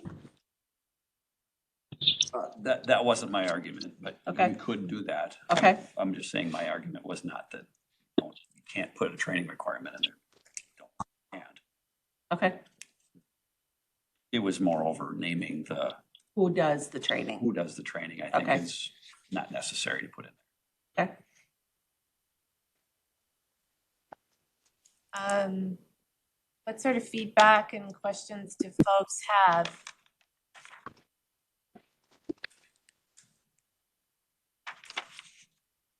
This is Lane. Can I ask a question? Yes, please. And just, I I may not be recalling, but why, regarding the, under definitions, number 4, the at-risk person, and I'm just referencing that as I look at letter D, like in, so my first question is, can folks just remind me of, there was some discussion last time about why at-risk, why they're included as well if they're not a victim in the case. And then the second part of, or my second question, just related to letter D, like, let's see, 2 and 3, it includes victim and at risk, but then 4 and 5 the reference is just the victim. So I just, 2 questions. If someone could.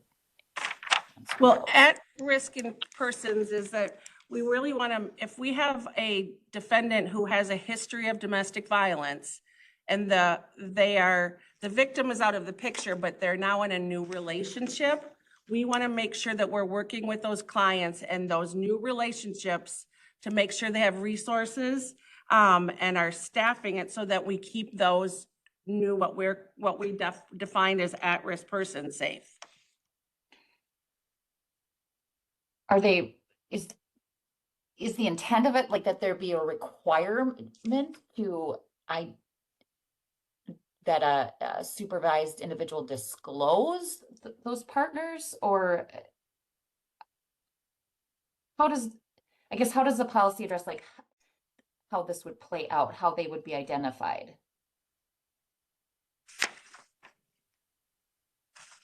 If you're working with the client and you know he has a history of domestic violence and they're in a new relationship, it's then you would want to work with them to get them involved with resources in case, to keep them safe. Okay. So is it, let me just add to that, Tracy, what you're typically doing is you are getting a release of information signed by the client so that you can talk to their new partner. Correct. And just make them aware that the client has struggled with these issues in the past, and that if they need resources, that you can help connect them to those resources. So we shall try assist. So you start with, number 2, you'll assist the victim or at-risk person in connecting. Now that person may not want any help. They may not want any resources, but it's trying to make that connection and try to make sure we're preventing re-victimization. Okay. And then my second question, just understanding that like 4 and 5, for instance, just referenced the victim, but not an at-risk person. I just saw I wasn't sure if that was intentional inconsistency or just an oversight of, like, do you see in 2 where it says victims / at-risk persons, but then like 4 and 5 just have victims and don't include the at-risk person? I think that's an oversight.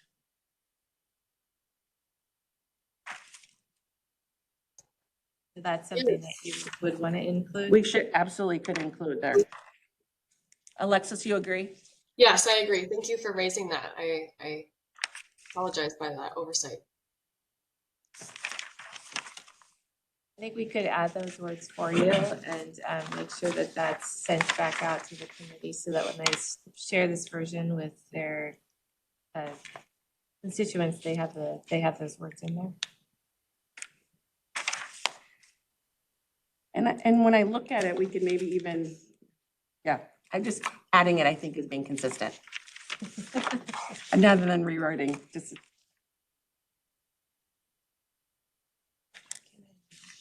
And again, it's a bringing awareness to agents in these situations is really, we want to make a victim-centered approach and we don't want to have potential victims. So when we say and working with advocates, and that's the big piece of this whole principles, is really collaborating with and getting the advocates involved and making that victim or potential victim the center of what we do.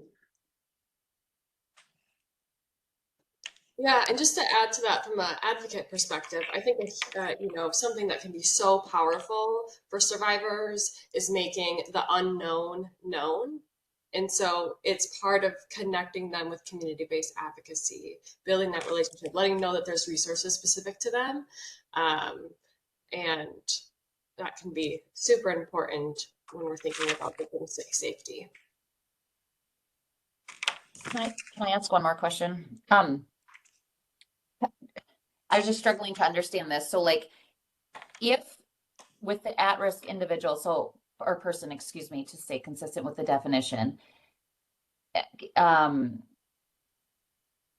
under 4, so like if the client chooses not to sign the release of information, client's not eligible for reunification. Is this a situation in which there's already been contact? So then essentially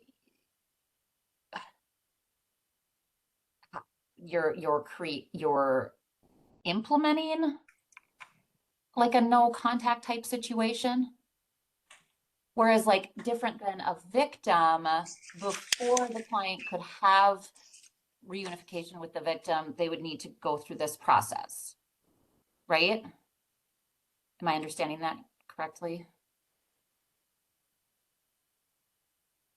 I think I follow you, Lena. I think. I'm that's sorry, a- I'm not. That's a, I think that's a good question, because under that, I was looking at that under number 5 at first as we were talking about it, because an at-risk person, the way I read the definition is, I have a client on probation, the victim, they no longer want that, they're in a new relationship with a new partner, they disclose to you as an agent, hey, I'm in a new relationship with this person, we've been together now for 4 months, 5 months, 2 months, whatever.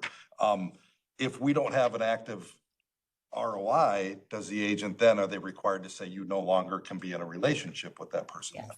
Thank you. That's much Kind of more what it says, I articulate. think, right? That's what I was trying to ask. Thank you. Yeah. I think the intent here is that the release is required for a victim, but not an at-risk person. And I think the consistency of trying to get the wording in there, but you're right, no, we cannot require.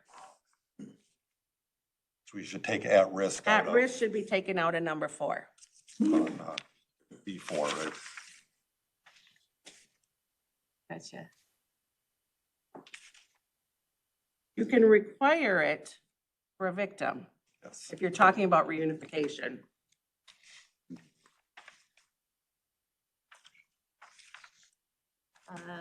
Where's the question?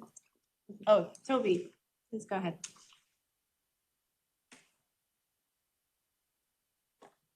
You are muted if you are trying to talk. Sorry, I don't mean to change the subject, but I just wanted to put my my hand up when we were talking about the different types of orders and how you've expanded the definitions so they're all included. And one of the things that came to mind is not all most tribal communities are run through Public Law 280. However, there are some tribes that have tribal courts, and I do think they do the judgment. So I don't know, if they're included in this list. I mean, they do OFPs. We're thinking Boyce Fort might, and possibly Red Lake. I'm not 100%. So I don't know how we would put those in there. So they're recognized. Familiar with those, so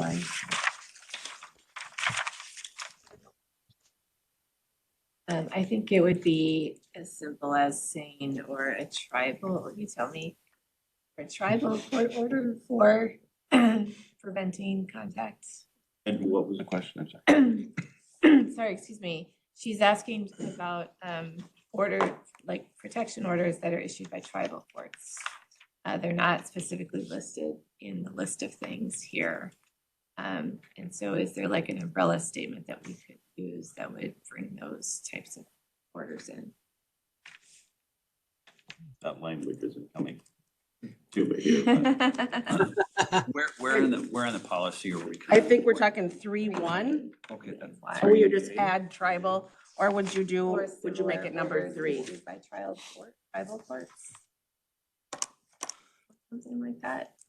Sorry. I'm totally or I think we'd all be totally in agreement with that. I'm not sure the appropriate language. Sure, let me think about it for a minute here. Is the language that's in there exclusive? They're not called, is it not called a no contact order? Is it, and no contact order consistent That, with? that I can't tell you, that I couldn't tell you, but I do know, I'm pretty sure Voice Fort does do these, and I'm pretty sure Red Lake does, but most reservations are under Public Law 280, so I don't know if you can just put tribal court in the list of no active criminal or civil court ordered, put that word in there, or Oh, there You're you go. talking up above then in Yeah, A. criminal. A, okay. Civil or tribal court, yeah. Okay. There you go. No active Okay, thank you. civil makes or sense. tribal. Or court. that's a good spot for, that makes sense. Thank you. Thank you for, that was not discussed. So going back to number 4, I think I feel comfortable with number 4, removing at-risk person in that sentence. And then could we add a sentence saying then release of orders for at-risk cases are encouraged? But we can encourage them to get a release, but we can't mandate them. Yeah, I think that's, Lane, does that make sense to you? It does. Yeah, and yes, it does. The whole, and it's a little, how do I say this? I think I said this when I first presented this as our committee. We put these as a tool to use to work with agents, to train agents statewide on rethinking our process of working with victims. And just because there's a no contact order and there's a victim that wants contact, we know they're going to have contact if there's not an order. So working on coming up with safety plans, collaborating, and making it victim centered. So we know that there's orders, those kind of things. Then the direction came from the commissioner and put this into a policy. So it was kind of a challenge for us to go from, here's a new way of delivering probation delivery services, really focusing on victims. Some of our language when we came here the first time said you should, or you, it was, and then we were directed to put it more, you shall, because it's a policy. But our initial putting the principles together was really training agents and training case managers to rethink how we've worked with the victims in the past, or how some people worked with victims, and really looking at the impact to victims when you collaborate with them and you make them part of the process. So it was somewhat of a challenge of us of putting together policies and now making it mandatory in a policy. Well, and I see under applicability, letter B, it says reunification or engagement, which I think is speaking to what the suggestion was, if the releases are encouraged for at-risk situations involving an at-risk person, but can't be mandated. And then I did just note under definitions number 5, then that under reunification, who's being released and their victim, I think the or at-risk person may need to be stricken.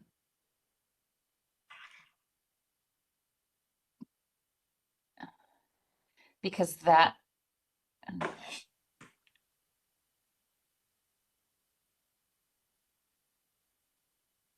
Yeah, because It doesn't, it's not an at-risk if it's reunification. Yeah, right. yeah. Thank you.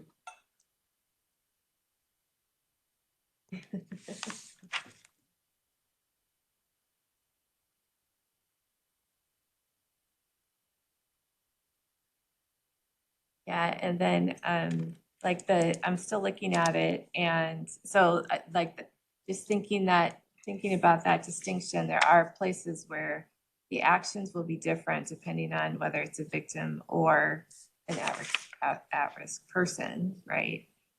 So just I haven't looked at the whole thing with that lens, but I think about the question that I had raised too about case manager versus agent. And I just had a really perfect paragraph to demonstrate the difference.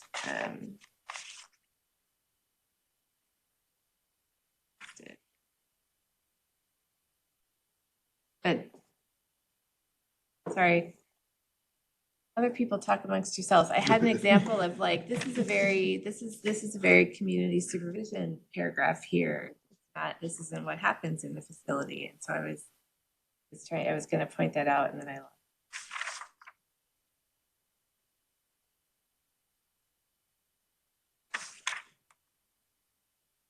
Other folks have comments or questions? Returning to the applicability paragraph, second paragraph, subparagraph A, the end of that ends with documented history of intimate partner violence. Is that phrase modifying the client only? And So reunification between a client and a victim, so already identified victim, where the documented history of intimate partner violence, and or then the next breaking it out was then reunification engaged with an at-risk person. well, here's the Okay. tightening of the language if, depending on what's intended in part A, but reunification between a victim and a client with a documented history is tying that documented history with the client. That makes sense. Which one is that under? Applicability A. Under the first paragraph. But if I'm misstating the intent here, then disregard it. And I'm wondering if the differentiate, I've rewritten this so many times. You did great. I'm sorry that I'm like having to think about why did we change things? That we don't, it's not just any client and any victim. Because you could have a victim of theft. Oh, So it was more clarifying that it's not a victim of theft, it's not a victim of, it's a IPV victim. Thank you. I think what Kurt's saying, correct me if I'm wrong, No. is just switching the client and victim around, so then the client is the one with the documented history of intimate partner violence. Yeah. And not, Right. and not the That's victim. okay. Okay. And then you could eliminate where there is, Okay. put with, and tightening up grammar a little bit. With the actually, victim. wouldn't it be then between reunification between a victim and a client with whom there is a documented? Yeah. Yes, I have no problem with that. He's trying to say Oh, okay. this victim this was a victim of domestic partner, intimate partner violence, and that client did those acts against this, right? Yeah. So we were I think we were told to Oh, okay. better identify victim, so it's not just any victim, it's So that was part of my question. okay. Yeah. So I'm happy to reword that if stays. you think something would make it clearer. I think it stays in the order that you have it, between a client and a victim with whom there is a documented history. Okay. Does that make sense? Yeah. No, I'm okay with that. Are you just changing where to?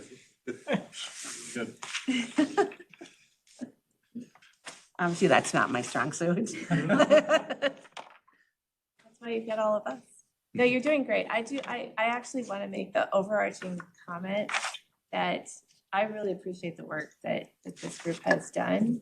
I think it's really important to bring this in to the way that we do business. And I know it's really hard to parse it out, but I do think this makes it ultimately more clear for how to work with clients who are who have perpetrated violence on other people in the past, and when there are victims, and what to do when the victim. I mean, incredibly important. This is really important work, and so if we're getting picky, it's because we want it to be right.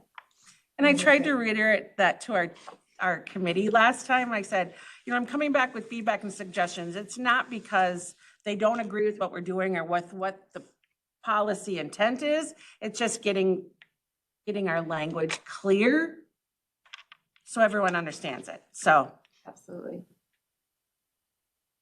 so I welcome feedback. Like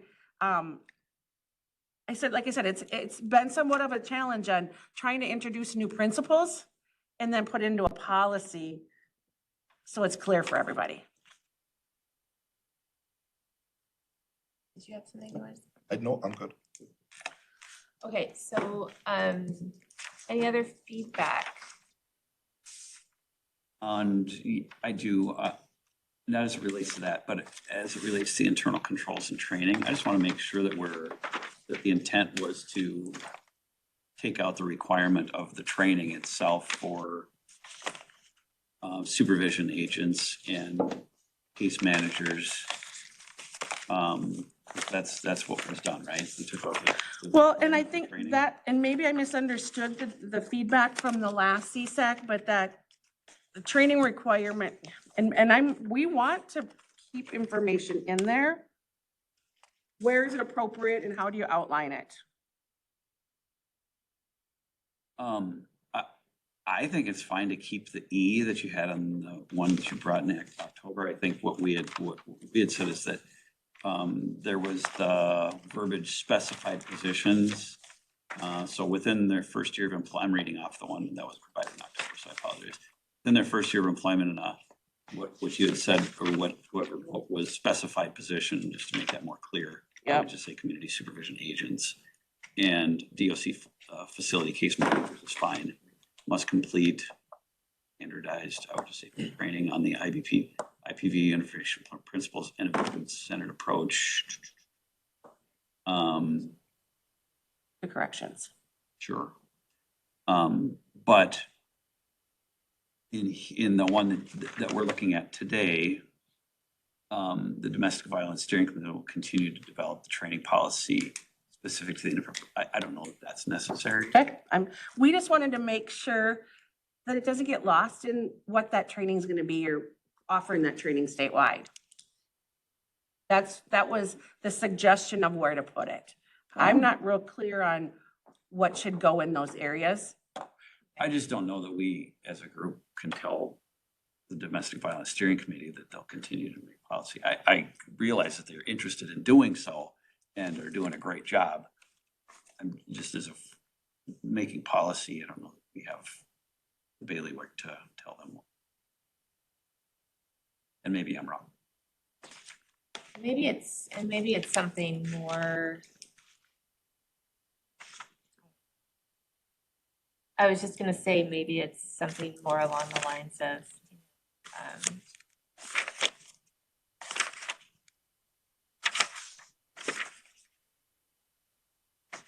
everything that runs through my head brings up the same problems we had before. I was just trying to say, like, maybe like the policy that, the IPV training policy or something similar will be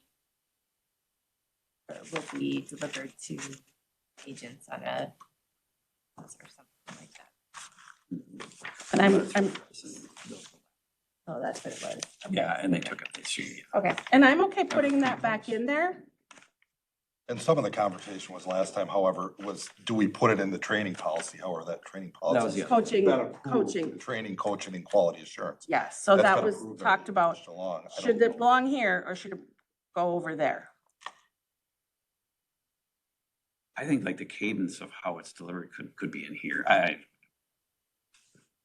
don't know if that is the scope of that. If you look at that policy, it doesn't seem like it, but if you look at policy wise, it'd be nice to have all training under one policy, right? But it doesn't seem like, not all training, but training that CSAC that we're following requiring on it. It just doesn't seem to This case planning fit is under in that, there. right? Yeah, Well, it's EBP related training, right? right, but they, Sorry. take care. They limited that policy to, if I'm correct, if I'm wrong, but they limited that policy kind of to like the 5 things. So the scope was that, and now we're adding something that's Yeah. Yep. Correct. outside of that scope. So I would say no, it probably doesn't belong in there.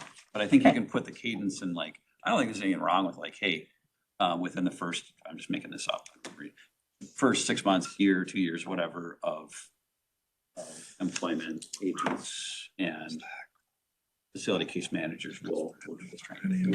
Whoever does it might change over the years or time. Okay, so adding back that last policy, or that last paragraph.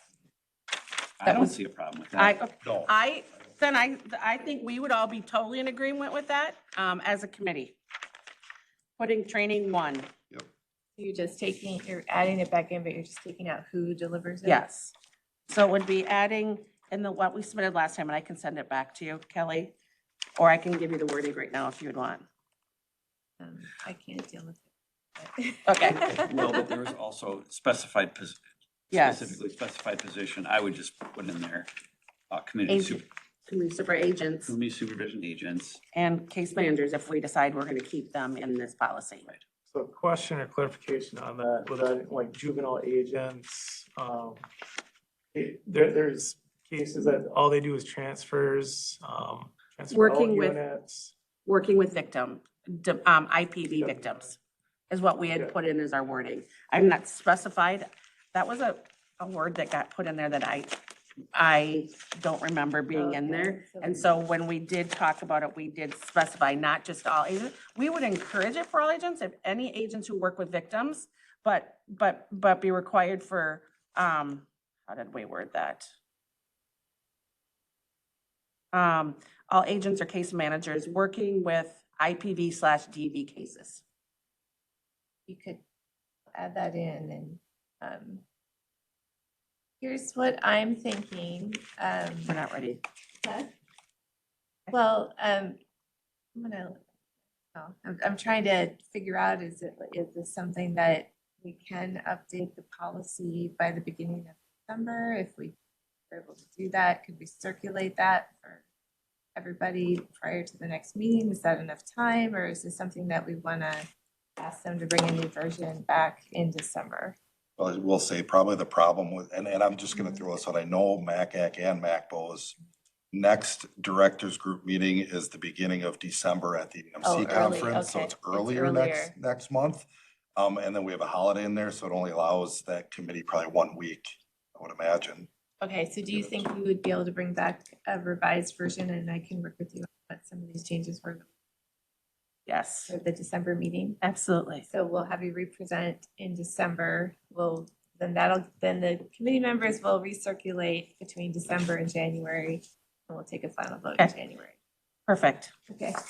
So are you comfortable with that, Alexis, that I will draft up the wording changes? I'll share it with you, and then with your approval, I will forward it on to Kelly.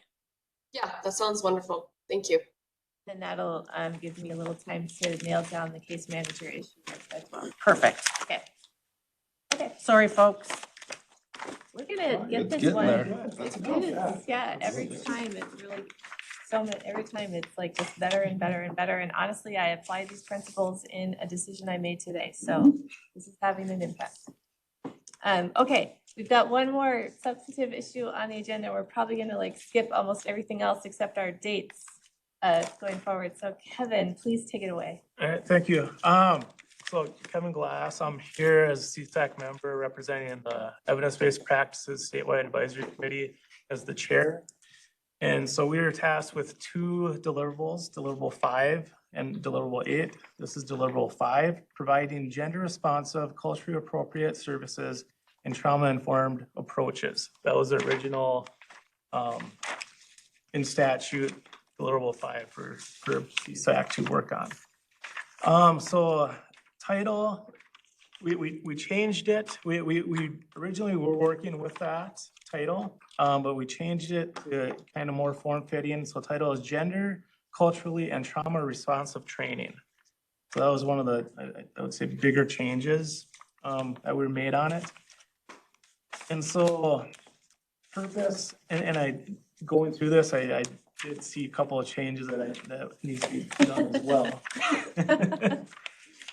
So purpose, establish foundational training for Minnesota community supervision agencies to ensure gender responsive, cultural responsive, and trauma that should be responsive as well. Take out informed services to keep every consistent. Are implemented equitably across all jurisdictions, which creates a supervision system that not only supports rehabilitation and positive behavior change, but also recognizes the unique and diverse needs of individuals under supervision. Professional ethics and boundaries are essential to an agent's ability to provide gender responsive, culturally responsive, and again, trauma responsive, to ensure clients receive support to address their specific responsivity needs. Applicability, I can't speak. As consistent with the other policies that we've been identifying, Minnesota Community Supervision Agencies. Definitions, responsivity, and those A and B were the same that you just seen in the case plans, case planning policy that we just discussed. Gender responsive, cultural responsive, and trauma responsive. We went through those last time. I don't think there's any comments or feedback regarding those. Same with evidence-based practices, EVP, that was consistent with other policy definitions that are currently being recommended and have been approved as well. And I don't believe there's any feedback, comments, suggestions on that one as well. But if there is, please let me know. I can bring it back. And I should say there's a small subcommittee working on this, about 6 of us, and then we brought it back to the larger EVP committee, which there's probably about 20 people. So there was a very good discussion on all of this. Healthy discussion. And so procedures. All agencies must establish an initial and ongoing focused responsivity training pertaining to gender responsive, culture responsive, and trauma responsive services to include trust, safety, and respect. And those are like the key base foundation that you want with basically any training that you have, but especially with these. And then B, all agencies must establish more comprehensive skill practice in areas of gender responsive, culture responsive, and trauma responsive practices with evidence-based practices, EBP, focus on probation supervision. So that's where you can tie in some of these to your risk needs assessments. When you're doing the LSCMI, you can tie in gender responsive, trauma responsive with asking these questions, doing motivational interviewing, case planning. So that's where you can tie these key components into that work already. That's already going to be a requirement. And then C, all agencies must report applicable data to stakeholders around established and completion of gender responsive, cultural responsive, and trauma responsive training. Internal control, all Minnesota community supervision agencies must document compliance with these requirements and their comprehensive plan. The procedures above shall be in addition to the 16-hour EVP training policy requirement. There was some discussion on this about having this part of the 16 hours requirement already, and the final recommendation from our group was, no, we should keep those separate, and these should be in addition to the 16 hours already requirement. That's how important we felt that these key components, these three are that important, and I believe in the commissioner's response, I didn't write it down, but the trauma-informed, trauma responsive is huge in the work that we do. So understanding trauma just ties into everything.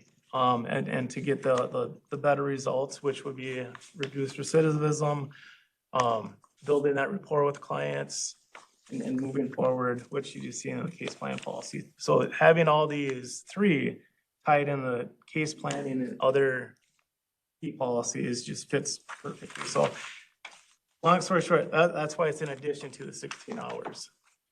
We felt strongly about that. And then approval, I think we still need to figure out what that foundation is. And then originally we did have an implementation guide that we're going to attach to it. We decided that we're going to keep that separate. And with resources, how you can do trainings, where you can get the trainings, what specific trainings are available and out there. We're going to kind of rename that to an information guide, and I'll be out there for all agencies to access as well. So I apologize. I know I kind of flew through this, but any feedback, comments, questions? And we can start from wherever. Anyone have comments or questions? This is Lane. I just had one comment. Oh, I'm sorry. Toby, you raised your hand. I'll, Okay, why don't we go with Toby first and then Lane second? thanks. Oh, I was going to say, go ahead, Lynn. So I'd be remiss if I did not bring up the relationship of the individuals with tribal communities. And we are separate from a diversity group and tribal communities. I think we're open because as I said earlier, most reservations in Minnesota are public 280 law reservations. And so we do welcome, the work of probation folks to our communities. And at our first meeting, which I'm afraid we lost power, and so I got cut off at the end. We're introducing our tribal probation officer, and they're still working, with in Duluth, out of Duluth. And so I don't know how to do that. If I, catch up with Kevin after this meeting and kind of go over where I see that. But definitely, the relationship to the tribal communities for the people that we're serving. And also, I think I mentioned at one point, there's tribal state relations training, and that's available to civil servants. I've attended those, and we've had staff from DOC, here. Actually, we just had one last month, hosted here in Grand Portage. So that's my comment. Thank you. Would you, I'm just gonna ask you a question on that, Toby. Are you wanting to build that into the policy in some way, or just trying to find a way to reference the importance of that, or what are you thinking in that? Yeah, probably both. I mean, I don't think I've been, MIAC's been, given the 2 seats, not to at least begin to add these terms into the legislation. And when I think as each of the communities take on more functions with the criminal justice system, and that we'll be developing all of these for our own communities. In fact, we hope that, in Grand Portage example, that we'll advance them so that, to be truly independent and sovereign. But in the meantime, I think the recognition and there is, I think we want to see some of that language here, especially under this section when you're talking, cultural. Yep. And have it specified to tribal communities and the relationships. The workers going to, to each individual and community, and including tribal communities, the cultural context and that responsivity, pardon me, right? That ending sentence is cultural context that ends there. It's really their cultural background, including the relationships or tribal relationships or tribal identities. Yeah, I like that. I'm wondering, Kevin, if that might be something that you could work with Toby on figuring out some. I'd be willing to do that. Yeah, I'd be willing to do that. Yeah, absolutely. And then bring it back to the group, Yep. I appreciate you calling that out. I think it's incredibly important. So thank you for doing that. That's exactly why you're here, and I'm really glad to have you here. Yeah, me good. Thank you. Lane? I had just one question, and I don't have a suggestion to follow it, but Kevin, under procedures, letter B, just where it says all agencies must establish more comprehensive skill practice, I kept getting stuck on, well, what does more mean? Yeah, that's a good catch. And I don't have a suggestion, so to follow that up, but I more just seems to quite vague. Yeah, I think, well, I think the intention was to tie it into the other, like, case planning policy or risk needs assessment, you know, when you're doing those with clients, to having that understanding of the client that you're working with, so you can better get it more accurate and a better case plan as well. But I think we could probably even just take out the more, establish. If I can add to that, because I think it also with the, it doesn't, yeah, it doesn't spell out the amount of hours you say it should be in addition to the 16-hour EBP training. So yeah, so what is it? What is really being asked here? It seems definitely too vague, I guess. And that was a great discussion that we had about hours, what that might look like, to include it in the 16 hours, not to include it. We understand that this is a living document and things are gonna change. So with not knowing fully what that may look like, funding, we didn't want to put on agencies, okay, you need another 8 hours of training, which, okay, how are you gonna pay for it? Who's providing the training? How is, you know, budgets tight as they are, like, what does that training look like? And if it's not gonna be provided, you know, what does that look like as well? So we thought if it's not already out there or being provided, not to have it. So, yeah, it is generic, general on purpose without knowing what going forward, what it's gonna look like, especially with funding. And so we don't want to have a requirement on here if we don't know how the training, how they're getting the training. If it's gonna be a statewide training academy and we already know it's there, it's available at a very reduced cost, right? Okay, that's something, but you know, if you're talking about overnight stays, or you have to have a trainer come in, you're paying, you know, $1,000 or whatever, who's paying for it? And we don't want to put that burden back on the counties right now without fully understanding what that might look like. I think, and I appreciate that. I think that makes sense. We've talked a lot about that. But then what are we really asking? I mean, in this, right? I mean, so then it's develop, all agencies must establish, but so every agency might have a very, it's not going to be consistent. Like, so the purpose of the policy up above, it talks about establish foundational training for Minnesota community supervision agencies, but it doesn't exist, to your point. It, you know, what is in that content? How is it going to be delivered? The cost. I mean, if you have a small jurisdiction, you may not have even the ability to establish, perhaps, you know, or who's to say what that is or looks like. So that's where I'm struggling, I guess, with this. I appreciate what you're doing here, and this is all so incredibly important. It really should be integrated with everything we teach, you know, like throughout all of our case planning practices, quite honestly. And I know some agencies have some of this stuff and do some of this stuff quite well. And then some may not, due to what you just said, resources, et cetera. So I don't know what to do with that. But it doesn't feel like if I take this and say, okay, I'm going to go do this, what I don't really still know what I'm doing. And then how does that compare to another jurisdiction when we compare the two?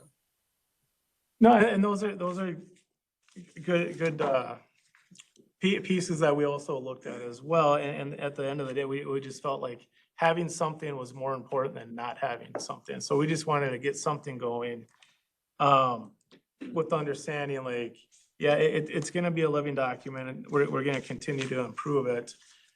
But we wanted to get something out there just so agencies can do it. And as for the implementation guide, or now the information guide will come into play, where all agencies will have access to it. If you want trainings on gender, culture, trauma, and you even break down in all three of those, what that may look like as well. Yeah. Good.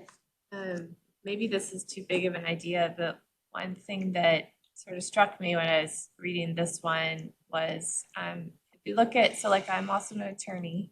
I have to get continuing legal education as an attorney. And the requirements are 15 hours a year, 45 hours after 3 years, right? And then there's a certain subset of hours within that that I have to get training for ethics, bias, and mental health issues. So, you know, I mean, one thing we could consider is like, would we want to carve out like a certain number of hours within the overall total that we're looking for? They should be focused on different subjects like responsivity factors or something. I don't know, I'm just throwing out ideas. And my only, I keep coming, I'm not sure how to word this either, but you know, when I look at this, so as an agent, can I choose every year to do trauma, but never address gender, culture? It's written. So that's one piece that comes in there. And then we really want the training related to evidence-based practices. So when we say beyond that, then are we encouraging training that might not be focused on evidence-based practices? Just, so I'm not sure I've got the answer either. And then I also think, could it be we're encouraged to be, I was just trying to do some draft language to encourage to pursue training beyond the minimum 16 hours of EBP training required. I don't know if that's, but I'm just looking at, I just see some people getting caught in their ruts. And this doesn't branch them out to do gender and culture and, you know, so just, it's hard to put a training piece into a policy. We, like I said, we struggled with that in ours too. And I think, I don't want to speak for you, Kevin, but I think the argument on the other side, at least of what I've heard, is we haven't agreed upon what those are. Yep. Yeah. And so I think that leaves us a little, I think that left the policymakers in this case to say, let's let agencies experiment with what those things are. Yep. And then once that becomes more clear, then when a rewrite comes along, we have a clearly identified one. I'm not arguing one way or another. I just think that was, it's you're making choices here, right? And so if you trade-offs, right? I agree, but as this is written, as the procedures shall be above and beyond. It's hard to mandate that it shall be. It could be encouraged to be. There might be Well, some above really and good- beyond, you're gonna hit these 3 points, right? Above and beyond, in some way or another, you're gonna hit these 3 things. But I might go to a really good EBP workshop that encompasses all of that. So does it need to be above and beyond? So just sticking points.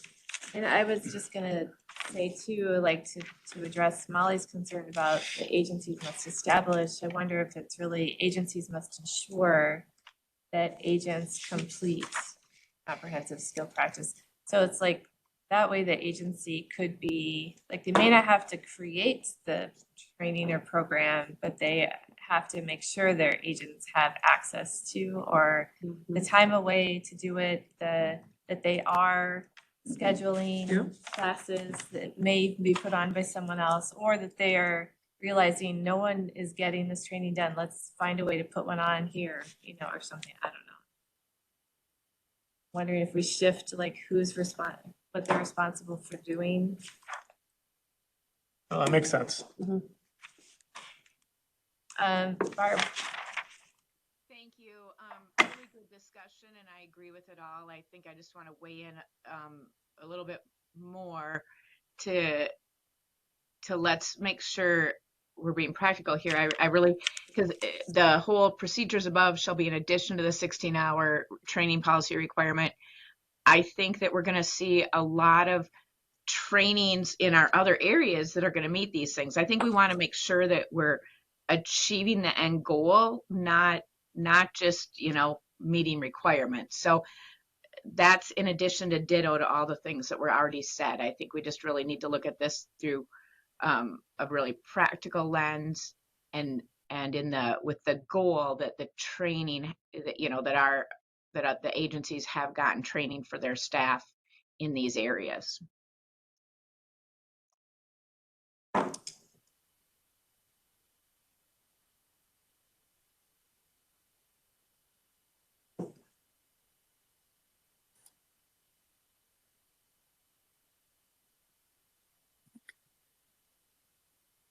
Okay, so Kevin, I hate to say it, but I think we're in a space where we're asking for some more revisions from you.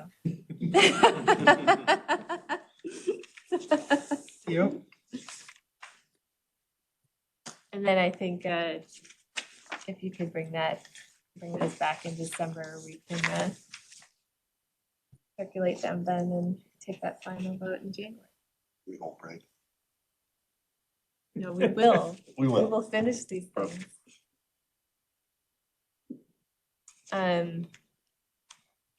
Okay, I think that's, thanks everyone for the discussion today. These have been really good. Like, I know that it takes us a while to process and it feels like we're spinning a little bit, but we're actually, I think every time we talk, these policies get better. And so I think it's been a really good process. And I hope that you won't get too frustrated with us. All right, so we're gonna go ahead and skip the next couple items. Yep, we'll just go down to other business, right? I think you're on there. We're gonna skip the next couple of items for time, and the other business is that we have to make sure we set our 2026 schedule. So you guys were all provided the dates, and generally this is the Wednesday. Is this morning? It's the fourth Wednesday. Fourth Wednesday of the month. Is this mornings or afternoons? Mornings. Mornings. Okay, so like we have now? Yes. Okay. So 9:30 to 12:30 is what we'd be looking at again. 9:30 to 12. Okay. So these are all the dates. I'm looking for feedback on the dates, and then if we can adopt them, I will just throw out there that I see immediately that November and December might be problematic dates. Just looking at. So I don't know if we would want to just move those back a week to accommodate the holidays. So November 25th, it looks like you proposed a Wednesday, the day before, right? Yeah. We just move them both up a week. Yeah, if we move them both up a week, I would have to have lots of skills to get my calendar to go up very quickly, but I'm working on it here. I got it. Oh, I did it. November If we 18th. move them up, it'd be November 18th and December 16th. And then we would just hope that we have a room for those days. We'll figure it out. I will work to find us room. What do y'all think of the proposed schedule? Is that working in general? Yep. Any objection? I think I'll take this one on. Any objection? Hearing none. That will be our schedule for next year. Any other business that anyone wants to bring up?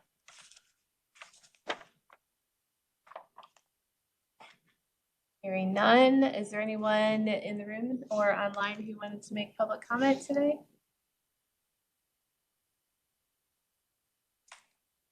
Okay.